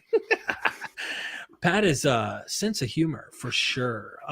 Pat again says it's amazing how Paul's historic journey. We did that already. Being funny. Pat's a funny guy. Pat's a funny guy. Again, Imnag, thank you for such a massive super chat. You rock. You keep the lights on. I seriously appreciate that. Nikolai Dimov says, since you're talking about scholars' flaws, is Dr. McDonald really a communist? No, I guess I'd have to say I'm a democratic socialist, but I've been accused of being a communist in the past. But no, I like to think that I'm an activist for justice. Thank you so much for that, Nikolai. Constellation Pegasus, is it jealousy or academics plus theological disagreements that have people attacking you? I think it's both. I think there's a bit of jealousy among academics, and many academics, like myself, taught in seminaries or in universities, colleges that have religious theological departments. I think that's unfortunate, and it's very hard to accuse an associate of jealousy, but I happen to think that is a reality. Simply because if I'm right, so much of the good scholarship in the past has to be rethought. Mm-hmm. And I can understand why people would get nervous about that. Thank you. Harmonic Atheist with the 666. Just wanted to say thanks to Dr. McDonald for your amazing work. Keep it up. That's what she said. Thank you so much. Harmonic. Yeah. And then Constellation again, I still find it amazing how some with research and critical thinking skills being used can never go back to religion while others just cannot see it. Yeah, I'm not against religion, but I'm against stupid religion. And I think that's what we've been talking about. And let's make religions of all kinds more responsible to justice and preservation of the earth. And the kind of intellectual exchange and appreciation that we've seen in this discussion. I'm with you on that. I echo what you just said there. Constellation Pegasus, thank you. And then Mr. Barik, I really appreciate the love and support everybody has shown. Now I'm going to share my screen here for the course so everybody can get a sneak peek of what we did. And I mean, I put so much work into this, and you and me both did because I was a participant. This is the only course that I've done so far where I played a role in the course the entire time. Dennis demanded it. I had to be the reader of certain sections. Lecture 1, he talks about his eureka moment. He talks about what happened, how he found out that this is what was happening, that it was both. It wasn't just the Jewish world. It was both Greek and the Septuagint, which is also Greek. Anywho, that's a whole nother opening a can of worms to go into. But the Jewish and Greek world are playing together. And then you go into infancy narratives. I mean, the quality, I don't know if you can hear it. Can you hear that? A lot of work, a long time coming. Do you hear that, Dennis? Yes, of course. Yeah. Okay. So we go into similar in size and appearance to an untried virgin, lest he be terrified when he observed her with his eyes. And we go priest named Zechariah of the priestly order of Abijah. So we go in and examples, 4K, high quality. How to interpret. And I pinned it up there, and a lot of people haven't taken the time yet to check this out. We go into it all. Ears and compassion compelled all the people, and all the others remained silent. No one dared to answer Telemachus. There's so many things that I think are interesting about what you've done. There's 18 of these. There's additional resources. There's, reading recommendations. We go into several examples from birth narratives to the baptism. I mean, the beheading of John the Baptist. There are several things that I really appreciate that come to mind. Jesus getting empowered by the Holy Spirit in Mark, and how God tells him that he's his son in secret. No one knows Jesus' identity. Like, this is such an interesting thing. William Raday in 1901, when he wrote about the secret Messiah motif, like, why is he hiding his identity? We know of a really well-known story where someone's identity is hidden and they're right there with everybody, but they don't even know that he's there the whole time. And then he goes into the temple. You turn to my father's house into a den of thieves. Telemachus literally goes into his father's house, Odysseus, and tells the suitors, like, hey, you're eating all our food and our wine. You're thieving from us. And this is just a den of thieves, technically. And there's so much that you do that makes me go, these are really, really smart people. And it's beautiful narrative. Yeah. Yeah. Final words from you, Dennis, because I know you have to go do your, is it your banjo? No, we're already done with that. I play a 5-string banjo in several different groups, and one had a rehearsal today, but it was important to miss this. But moving from banjo to the Gospels and to this discussion, people would do me a favor by supporting this kind of work, but even more so is create something beautiful with your life. Create something beautiful today. Use mythology and literature and music and art to make this a better place. And that's what I think the gospel authors were doing. They were taking the palette of colors that they were given, and they're trying to create something beautiful. Now, it's not the same for us. We can't just take over their beauty. We have to create it for ourselves. But we can take courage from the evangelists and the authors of the New Testament, that they were doing what they could to create justice, to create responsibility, to forge communities, and to engage with the cultures around them. And that's what we've been talking about today. So to inherit the Gospels is not to believe that they are historically reliable. It's rather to see that their task is to create something beautiful by means of myth and art. Dennis, I love having you on here every time, man. And I know you have a book coming out on Q. You want to tease us with that just to give people a little highlight?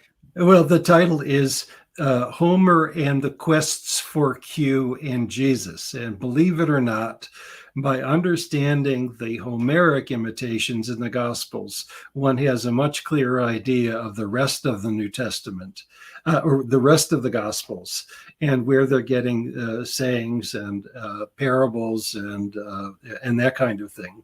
And it helps in the reconstruction of Q. And my reconstruction of Q, which is called Q plus because it's larger than others, is the earliest narrative that we have about the historical Jesus.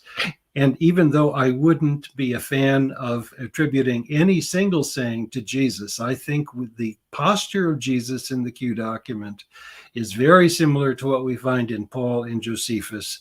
And it makes Jesus into truly a Jewish radical who's trying to humanize Mosaic law and to make it work for outsiders. Jesus there does not come to call righteous, but sinners. Interesting. I hope everybody enjoyed this stream today, and I hope that everybody in the chat be respectful. I remember 10 years ago when I was, in my faith very deeply, I would not be able to see this. I would see this as a threat, especially to my model of what I understood Jesus and Christianity to be. And so it took some time for me to reason and to go through life a little to kind of come to the position I am today. We're all at our own place. So I ask that we're respectful. You could disagree, you could debate. Just try your best to make something beautiful today. And don't get caught up in the back and forth stuff. So thank you, Dennis, for your time. I hope we answered our critics. And I say ours because I have an affinity to your work, and it's not just yours. It's Robin Faith Walsh. It's Richard C. Miller. It's M. David Litwa. I find what you guys are all doing, guys and gals, very compelling. And it makes sense of all of the data. It's not just trying to pull from one type of source. The whole milieu in which this material comes up, this makes the most sense. Not convinced of every parallel that you make. No, I'm not either. End of show, right? But I am convinced of some. And there's some ones that there is no alternative explanation that makes better sense to me than that. So, okay, thank you. Thank you, Dennis. Hit the like, check out our Patreon, because I'm going to be having like 20 or 30 Richard C. Miller videos coming soon. And we appreciate you so much. Never forget, we are MythVision. MythVision. Love everybody. Thank you so much for everything. Son, do you want to know? Son, do you want to know what the truth is? After this, there's no turning back. You take the blue pill and you wake up in your bed and believe whatever you want to. You take the red pill and you stay in Wonderland, and I show you just how deep the rabbit hole goes. Remember, all I'm offering is the truth, nothing more.